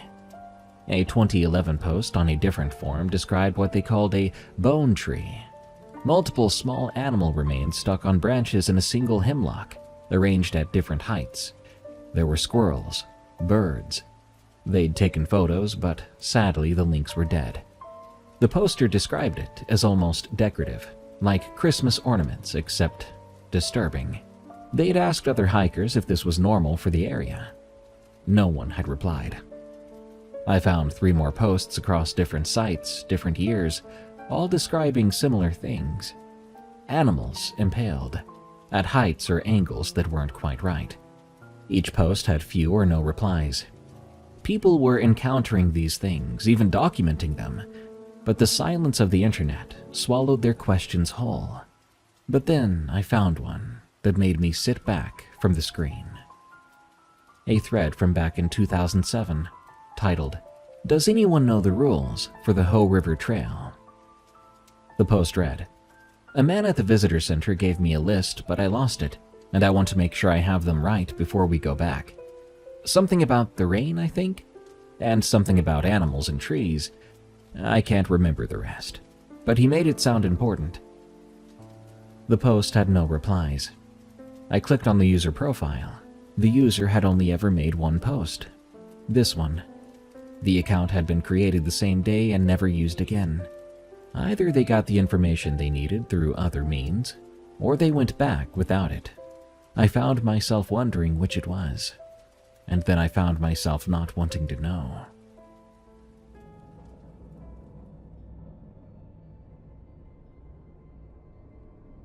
"5 months later, I went back. I know how that sounds, but that first night of searching had only been the beginning.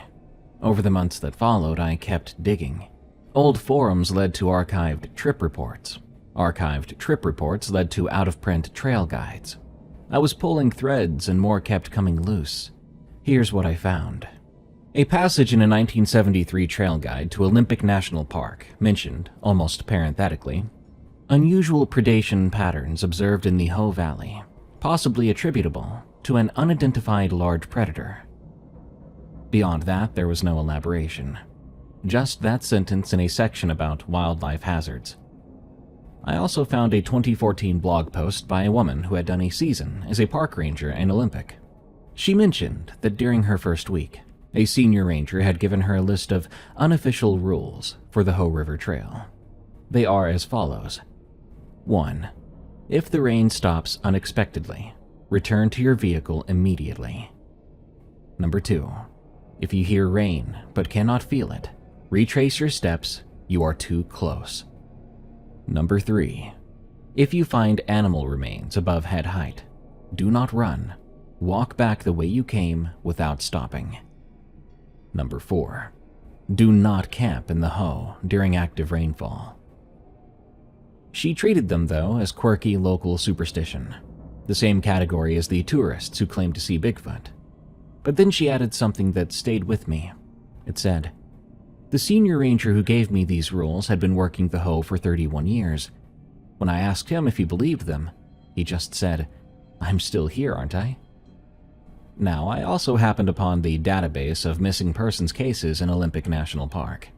The park has one of the highest disappearance rates in the country. Most are hikers who got lost, fell, had medical emergencies. The majority are eventually found. But there is a subset that aren't. Hikers who vanished on clear trails in good weather. Hikers whose last known locations were on or near the Hoh. Hikers who disappeared during heavy rain. I cross-referenced the disappearance dates with historical weather data. It took a while, but when I was done, I had some sort of pattern. A great number of the unsolved cases clustered in the wettest months: October, November, March. The months when the rain falls for days without stopping. The thing, whatever it was, seemed to be active when it rained. The rain brought it out, or woke it up, or called to it somehow. I showed Jules some of this. She read the blog post with the rules, handed my phone back, then said, "That's strange," but then changed the subject. October came. My cousin Ty called to say he and his girlfriend would be in Seattle for a long weekend, asking if we wanted to meet up. Ty and I grew up together. Our moms are sisters, and we spent every summer at our grandparents' place outside Spokane, running through the woods and building forts, catching frogs in the creek. He's 3 years my senior, and when we were kids, that gap felt enormous. He was my big cousin, the one who knew all the things. I followed him around trying to impress him. Now we're both adults and the age difference kind of means nothing, but that dynamic persists underneath. He still makes me feel like the world is simpler than it's become. Ty is a big guy, 6'2" with broad shoulders. I recall his high school coaches refusing to leave him alone about football. He's also very charismatic. When he laughs, everyone tends to laugh around him. But when Ty is quiet, you know something is wrong. His girlfriend, Kel, was new. They'd been together about 8 months. I'd only met her once, very briefly, at a family thing in July. She was a small thing, dark-haired. She has a face that's more interesting than conventionally pretty. She's from Portland and works at a literacy nonprofit. She's not outdoorsy like the rest of us are. They came over for dinner. Jules made pasta and I made a salad. We drank wine together, Ty telling stories about his job. He's an electrician, and apparently electricians witness a lot of human foolishness. Kel was quieter but pretty sharp, not afraid to ask questions. I liked her. At some point, Ty asked what we'd been up to, and I mentioned the Hoh trip from spring. Hear me out, I didn't plan to go into detail about everything, but it just came out. I described the trail and the trip and the sights, and I kinda just brought up the impaled coyote. You know, how you do. His eyebrows instantly raised. God, so what do you think did it? I don't know, man. That's what's been bothering me. I've been Googling it. There's all this strange material, like from old forums and stuff. I found a few mentions of informal rules rangers pass down. Kinda makes me want to go back, look for more evidence. Dude, I am so in, Ty said. Kel looked at him like he'd lost his mind. Jules was giving me a look I couldn't interpret. How about a 2-day trip? I said. Backpack in, camp one night, hike out. October's the rainy season, so we'd be more likely to see whatever there is to see. Babe, Kel put her hand on Ty's arm. You want to go camping in a forest with a mystery predator in the rain? It'll be fun. When's the last time you did something adventurous? Kel looked at Jules. Well, are you going? Jules hesitated a fraction of a second. Yeah, I'm going. Do not camp in the Hoh during active rainfall. That rule kept playing back in my mind, the one I'd read in that ranger's blog. I'd thought about it quite a lot, and there I was, deciding to take 4 people I cared about, including my cousin's girlfriend who had never been backpacking in her life, into the Hoh during the wettest month of the year, to camp overnight. But I kept telling myself these were rules meant to scare people. They were exaggerated. Every national park, every local forest, has campfire stories that had gotten inflated over decades. If we were careful, and were already experienced, most of us, whatever was out there, Assuming anything even was, we could handle it. I could handle it. I was wrong about all of that.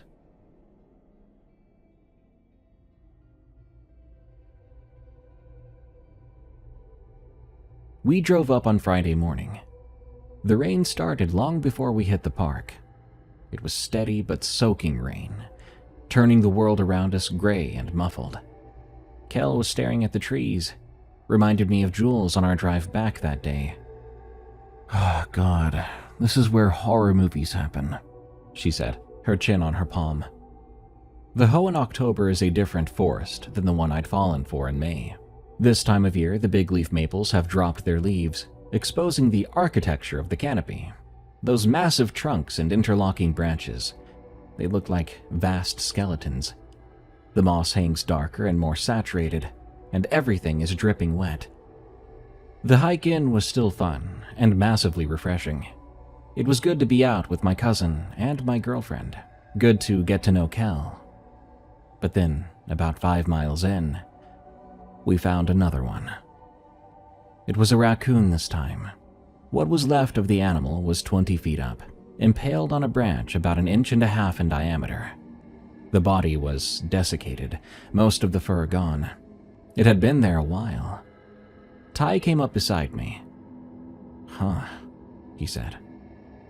Kel looked, saw it, then looked away, especially quick. "Why is it up there like that?" "That's the big question," I said. I was already calculating.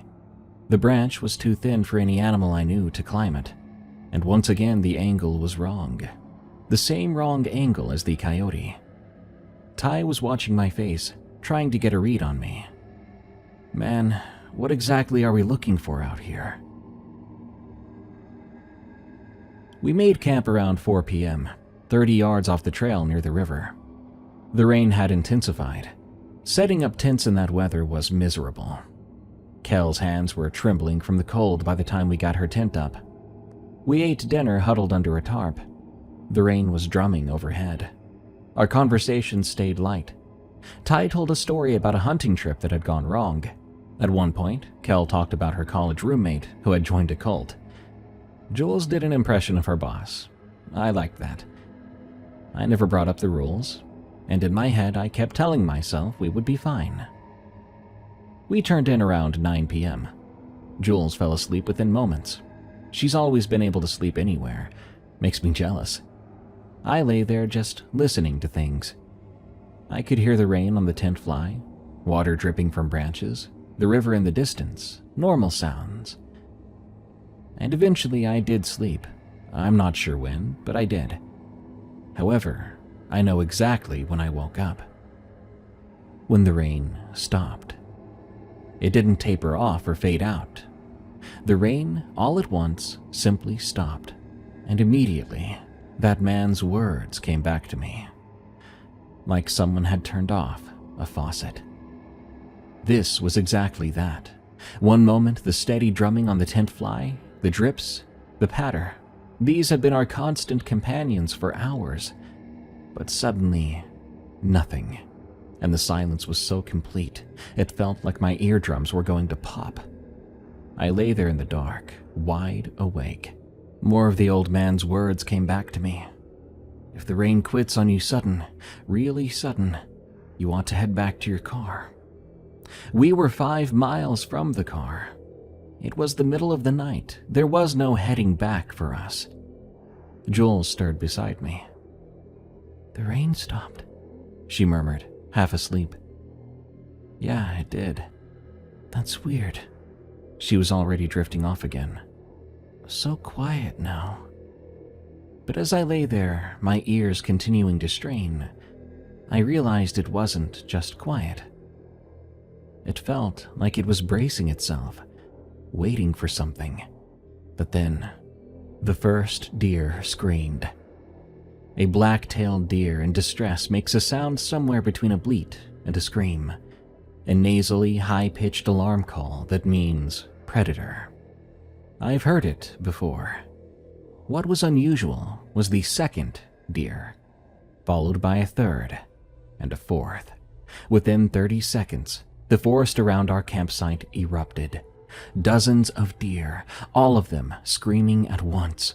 The sound became so loud, it filled the tent, filled my skull, until there was no room for even a thought. Jules grabbed my arm suddenly. "Nathan, what?" "I don't know." From the other tent, Ty's voice called. "What the hell?" Kel was crying. I reached for my headlamp. Jules' hand clamped down on my wrist. "Don't." Her voice was terrified. I'd never heard her so scared, like panic taken up a notch. "Don't open the tent. Please don't go outside, please." I stopped. The deer, though, they kept screaming. Some very close to us, within 50 feet, I think, maybe even closer. I could hear them crashing through the brush, breaking twigs and branches, the heavy thud of hooves on wet earth.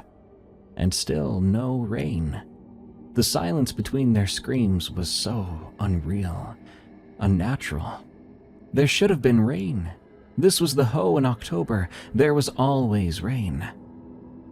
Then, something else moved through the forest, and it passed maybe 20 feet from our tent. I heard it clearly in that terrible silence.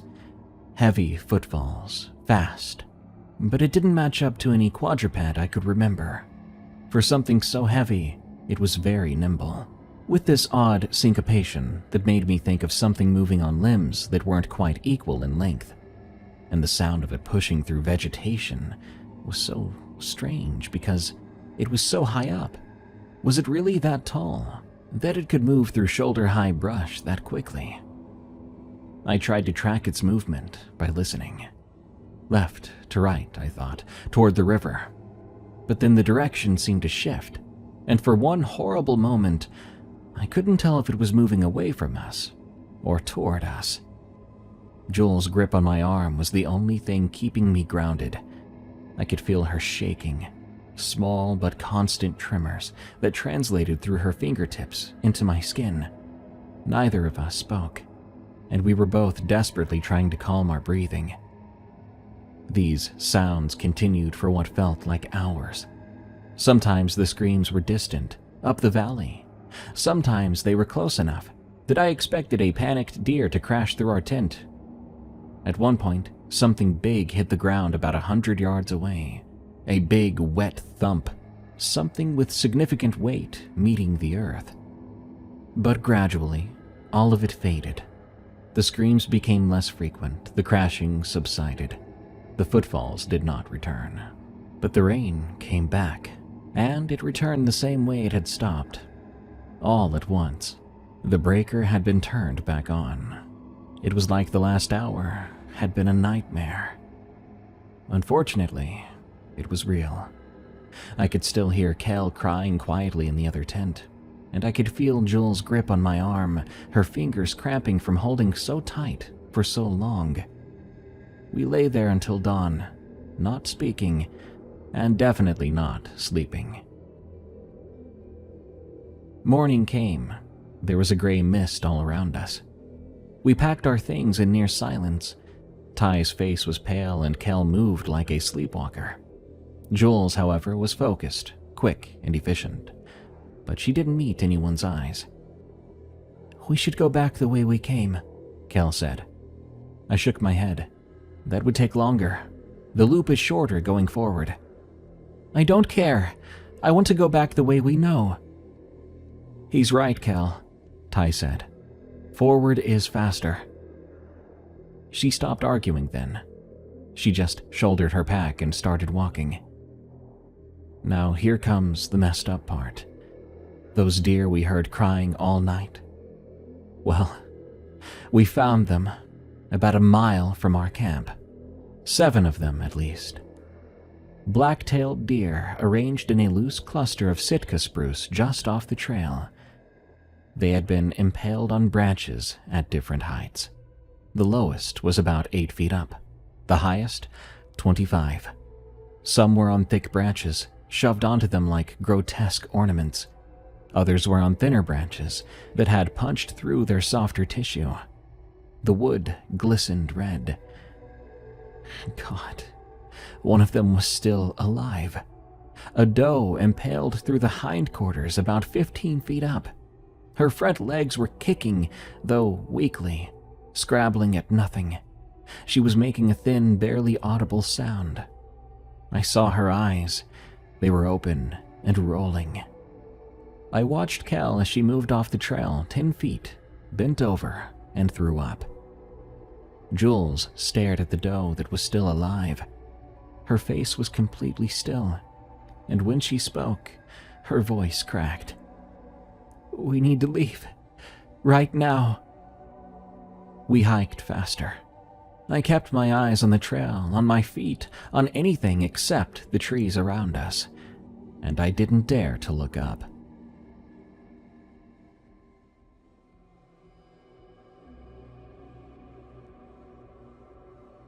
After we made it to the car, Ty was the first to speak. "What the hell was that?" Now, I've got to be honest. Up to this point, I mentioned that there were rules, but I didn't say what the rules were. Not to Ty and Cal. But this was when I came clean, so to speak. I told them all about the rules. All four. The rain stopping, which had happened. Then about the rain you can hear but not feel. The animal remains above head height. And the fourth. The rule I got my friends and I to deliberately break together. When I finished, Jules looked at me. She was angry. "How long have you known about this?"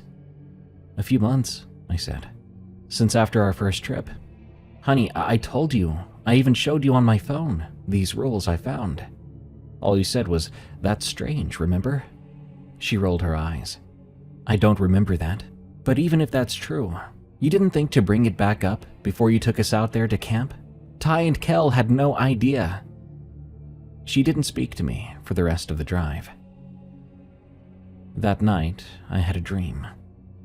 I was high up, higher than any tree, higher than anywhere I'd been. I could feel the height in my stomach somehow. But I wasn't falling. I was stable, looking straight up at the sky. The clouds were dark and moving fast, close enough to touch. The rain was falling from them, but falling up, rising from somewhere below me into the churning gray sky.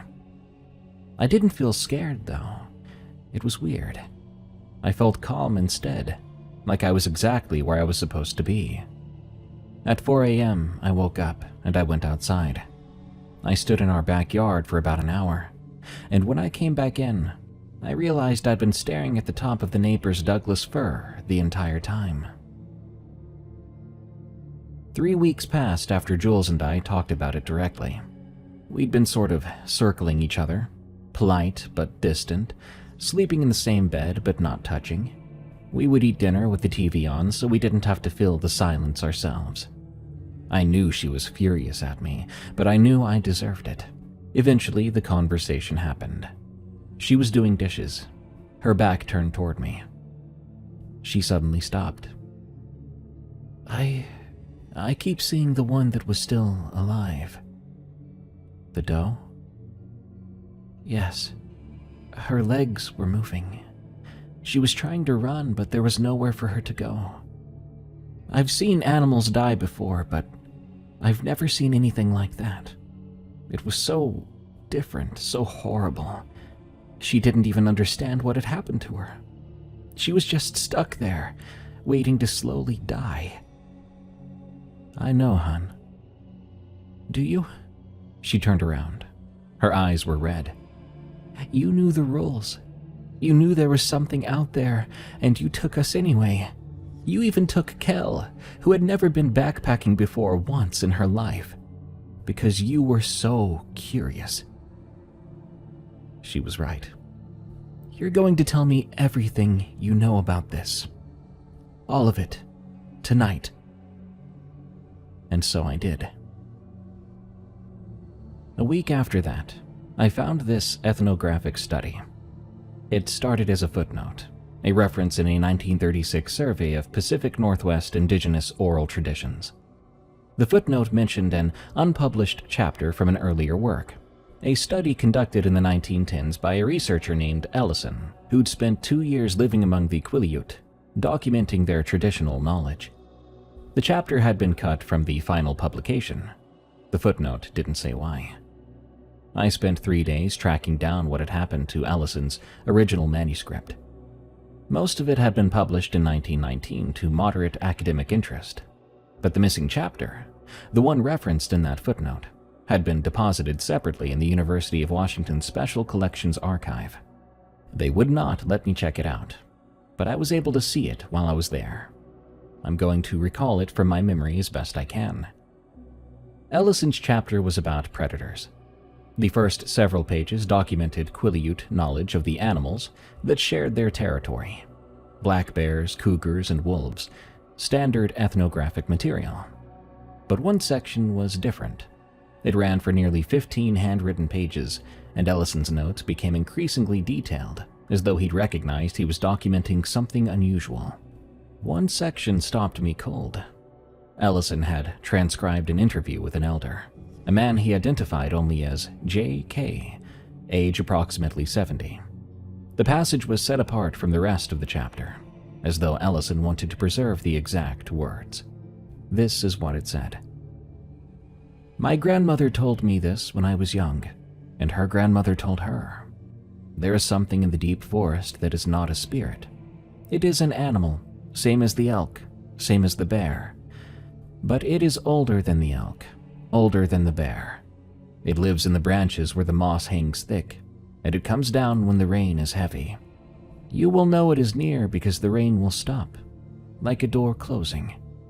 When this happens, you do not look. You do not call out. You run until the rain touches your face again. There is another way to know. If you walk too far into the deep places, you will hear the rain, but you will not feel it. The water falls around you, but not on you. This means you have gone where it lives, and you must go back. Do not go forward. Do not look up. It keeps what it catches on the branches, like fish hung to dry. If you see animals in the trees with the branches through them, you walk away slowly. No running. Running is what the elk do. Running is what it wants. My grandmother's brother did not listen. He went into the forest during the long rains to prove there was nothing there, but he did not come back. In the spring they found what was left of him in a Sitka, very high up. My grandmother did not speak his name again after that. This is not a story I'm telling you. This is what is true." Ellison had added his own commentary below the transcription. His handwriting became cramped here, the letters much smaller. It was like he was afraid of being overheard, even though it was just words. It read, "I have now interviewed 9 individuals from 3 families. Their accounts are remarkably consistent. They speak of this creature the way they speak of cougars, as a known danger to be avoided, not as a legend to be feared. But I have found no physical evidence. To include such an extraordinary claim would end my career. I have cut this chapter. I pray I am making the right decision."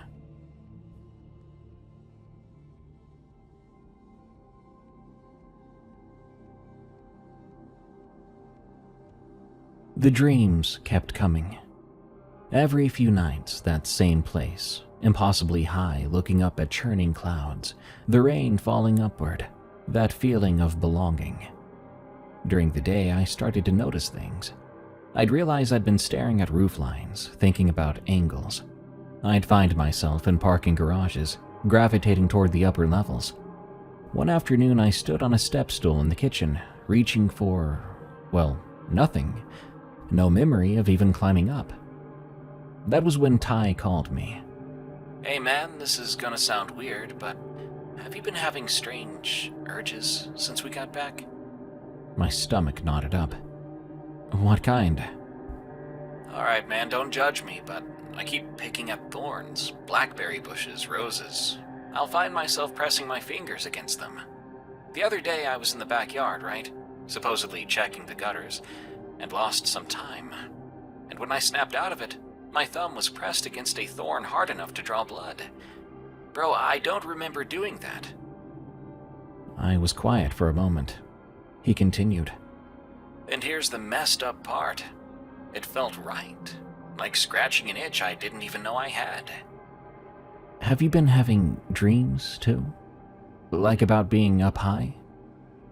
He went quiet as well for a second, then replied, Christ, man, now that I think about it, yeah. Dreams about staring at the clouds or something? Rain going up instead of down? Jesus, Ty. That's exactly what I've been dreaming about. Oh man, what's happening to us? Something was happening to Jules, too. She wasn't sleeping through the night. I'd wake up at 3 a.m. and find her in the living room with all the lights on, watching TV with the sound off. She'd started leaving the bathroom light on when we went to bed. She stopped suggesting hikes, too. Eventually, one time I suggested a day trip, she declined, and I pushed. Is this about the hoe? She flinched like I'd struck her. Don't. Jules, you don't get to push me into this, she snapped. You took us out there knowing things we didn't. And now I can't. She stopped and took a breath. I used to be scared of the dark. When I was a kid.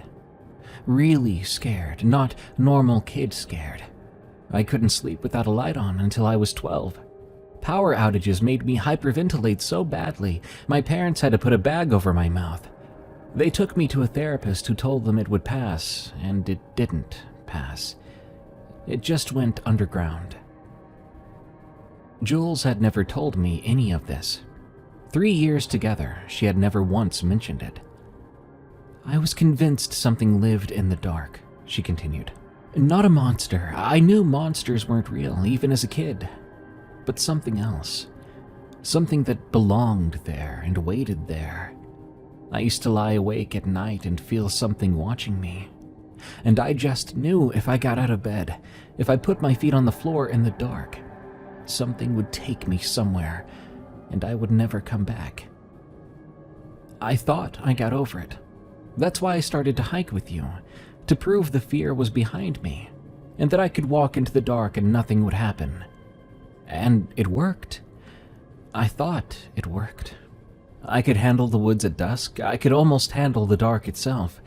I told myself the thing I'd been afraid of as a kid was just a child's imagination. She finally looked at me, and her eyes were wet. The hoe broke something. Whatever wall I'd built, it's gone. The fear never went away. I just buried it. And now it's back, worse than before, because now I know there's actually something out there. Now I know that thing I'd felt watching me as a kid, it wasn't my imagination. It was preparation. My body was trying to tell me something true, and I spent 20 years convincing myself it was lying. I got a call from Kel 3 days later. She said, I need to tell you something about the campsite. What is it, Kel? That morning, when we were packing up, before we found the deer, there were marks on the trunk of the Sitka spruce directly over your tent. Long scratches. They looked like claws. The wood was still wet. I felt the blood leave my face. Something had descended the tree that we were sleeping under. It came down while we were in the tent, inches from the fabric, and passed us by. It was right there. What was it? Why didn't it? I don't know, Kel. I don't know. But then I thought for a moment. Jules' grip on my arm, her desperate refusal to let me move. We stayed inside, we stayed still through it all. So maybe I knew deep down, it wasn't interested in prey that didn't run. I called Ty afterward, telling him what Kel told me. She hadn't told him yet, wanted to call us first. Ty said to me on the phone call, I almost went outside that night. I heard those deer screaming and I thought, well, I don't know what I thought. That I could help or see what it was. I even had my hand on the zipper. Thankfully, Kel grabbed my waist, the same way you said Jules grabbed you. Thank God for women, am I right? Yeah, true. We were in the middle of it, man. That thing walked right past us. It could have taken any of us, but it didn't. If our girls hadn't been scared for us, we'd probably be dead. 6 days after my call with Ty, Kel called again, but she was crying. "It's Ty. I came home and he was in the garage. There's so much blood." "Kel, it's okay. Is he alive? Where is he now?" "Yes, he's okay right now, I think. We're at the ER. He told the doctors it was a gardening accident, but I saw it. He was sitting on the floor. He had one of my rose stems and he was pressing the thorns into his finger, one at a time in a row. There was blood on his hands, his jeans, the concrete, and he was just sitting there calm. When I screamed his name, he looked up and his eyes were just... I don't know. He just wasn't there." "Oh my God, Cal." "But then he sort of came back. He looked at his hand and screamed. He'd driven a thorn through his fingertip, through the nail bed. It came out on the other side. In the car, afterward, he asked me, 'What did that place do to us?'" That night, Jules stood in my office doorway. "You can't sleep either?" "No." She looked at the spreadsheets, maps, and photographs. "You want to go back?" I was thinking about how to answer that, but then she said, "I'll go with you." I turned around. "What?" "If I don't go back, I'll be afraid of the woods forever. Every time it rains, I'll think about those deer. I won't let it take that from me. The fear wins if I never face it. But we do it my way. A day hike only, in before dawn, out before dark. If I say we leave, we leave. And the second the rain stops, even for a moment, we run." I looked at her, and I said, "Okay, your way." We went back the last week of November. Just Jules and me. Ty wasn't coming. His injuries were still healing, and his new fixation had not yet faded. He'd catch himself reaching for the rose bushes, having to physically redirect his hand. We drove up the night before, staying at the same cabin outside Forks. Neither of us slept very well. Instead, we mostly lay in the dark, listening to the rain on the roof, not talking. We left for the trailhead at 5 a.m. The rain was heavy, headlights reflecting back in a solid white wall. The parking lot was empty when we arrived. Nobody likes the hoe in late November in a rainstorm. "If the rain stops," Jules reminded me as we shouldered our packs, "we don't hesitate. We don't discuss it, we just run." Agreed. I don't want to wind up in a tree. I had prepared like a field study. I had my camera in a waterproof case, my notebook in a Ziploc, and notes on everything I'd found. I would be doing this systematically, approach the situation like a scientist. After all, we didn't know what we were up against, whether it was even real, or if we had created our own rainstorm boogeyman. Jules, however, carried bear spray and a knife. She didn't pretend that either would help. About 3 miles in, I found a bobcat. It was impaled on a branch about 18 feet up. This body was fresh, maybe days. A mile further, a mummified dog draped over a branch. The hide had dried tight over bones. The density was increasing. Were we approaching the thing's territory?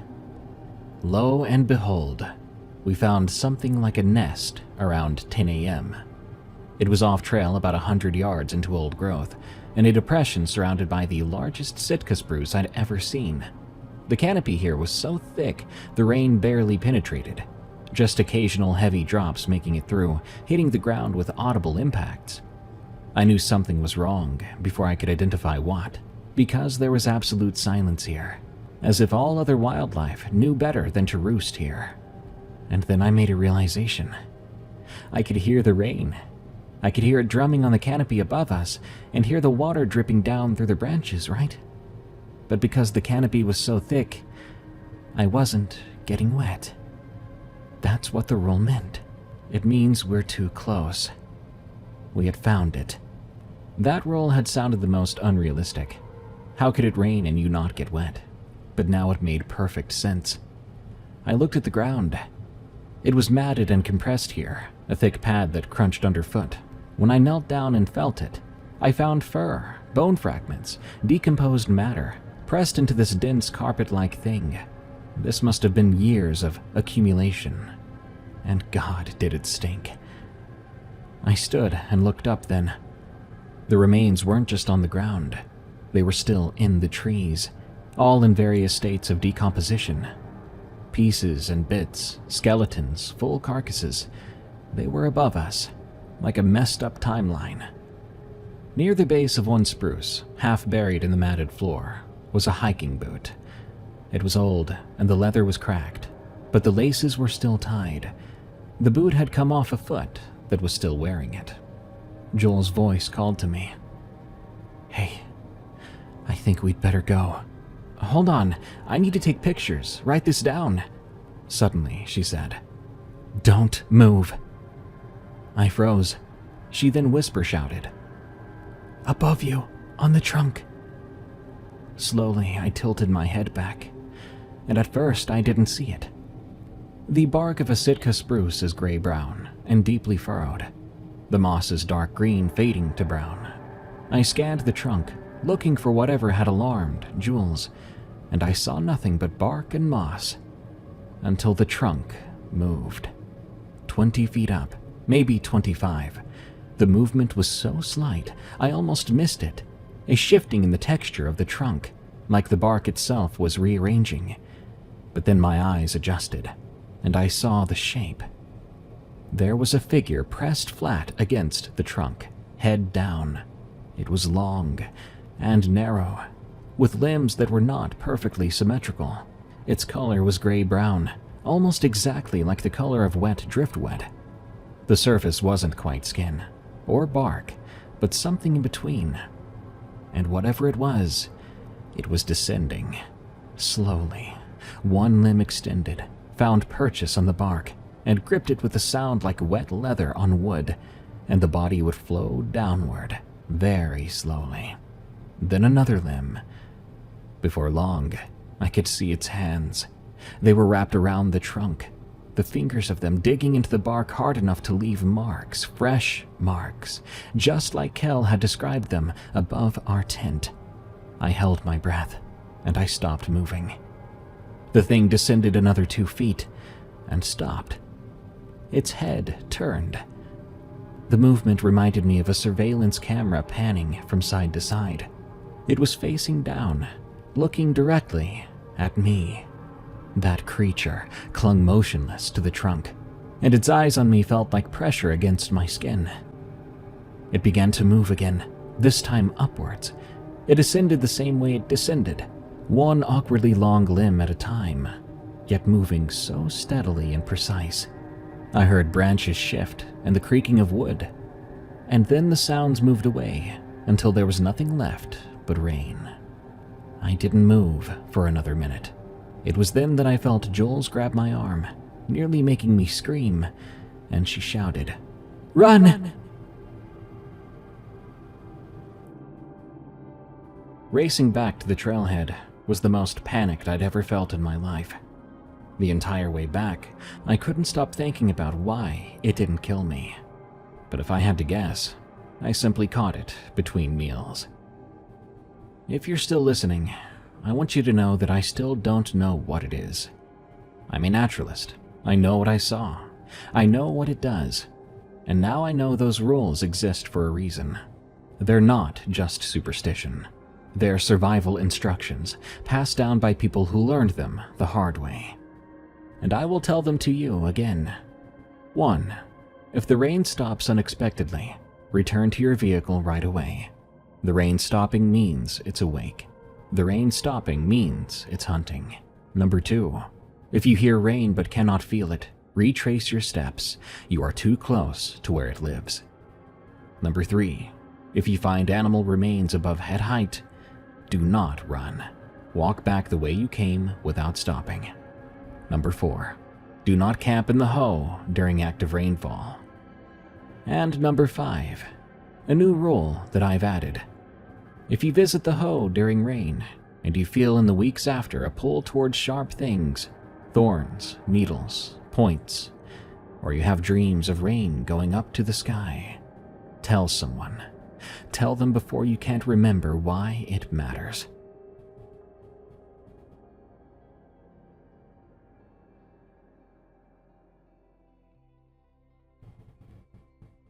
That was definitely one of the more interesting stories I've read in a while. Lots of research in this one. Not sure how true the story is, but this is one new monster I won't soon forget the next time I'm taking a stroll through the woods, especially if it starts to rain. Good night. Thank you all so much for tuning in to Unexplained Encounters. I've been your host, Darkness Prevails. You can follow me on X at Dark Prevails, and you can send me your scary stories of the unexplained at darkstories.org. Follow and leave a review of Unexplained Encounters on Spotify, Apple Podcasts, or your favorite podcast app. You can also listen to Unexplained Encounters and more scary story narrations from me on YouTube on the Darkness Prevails channel. Thank you. Until next time, everyone, stay safe out there and stay creepy, because this world is a strange one.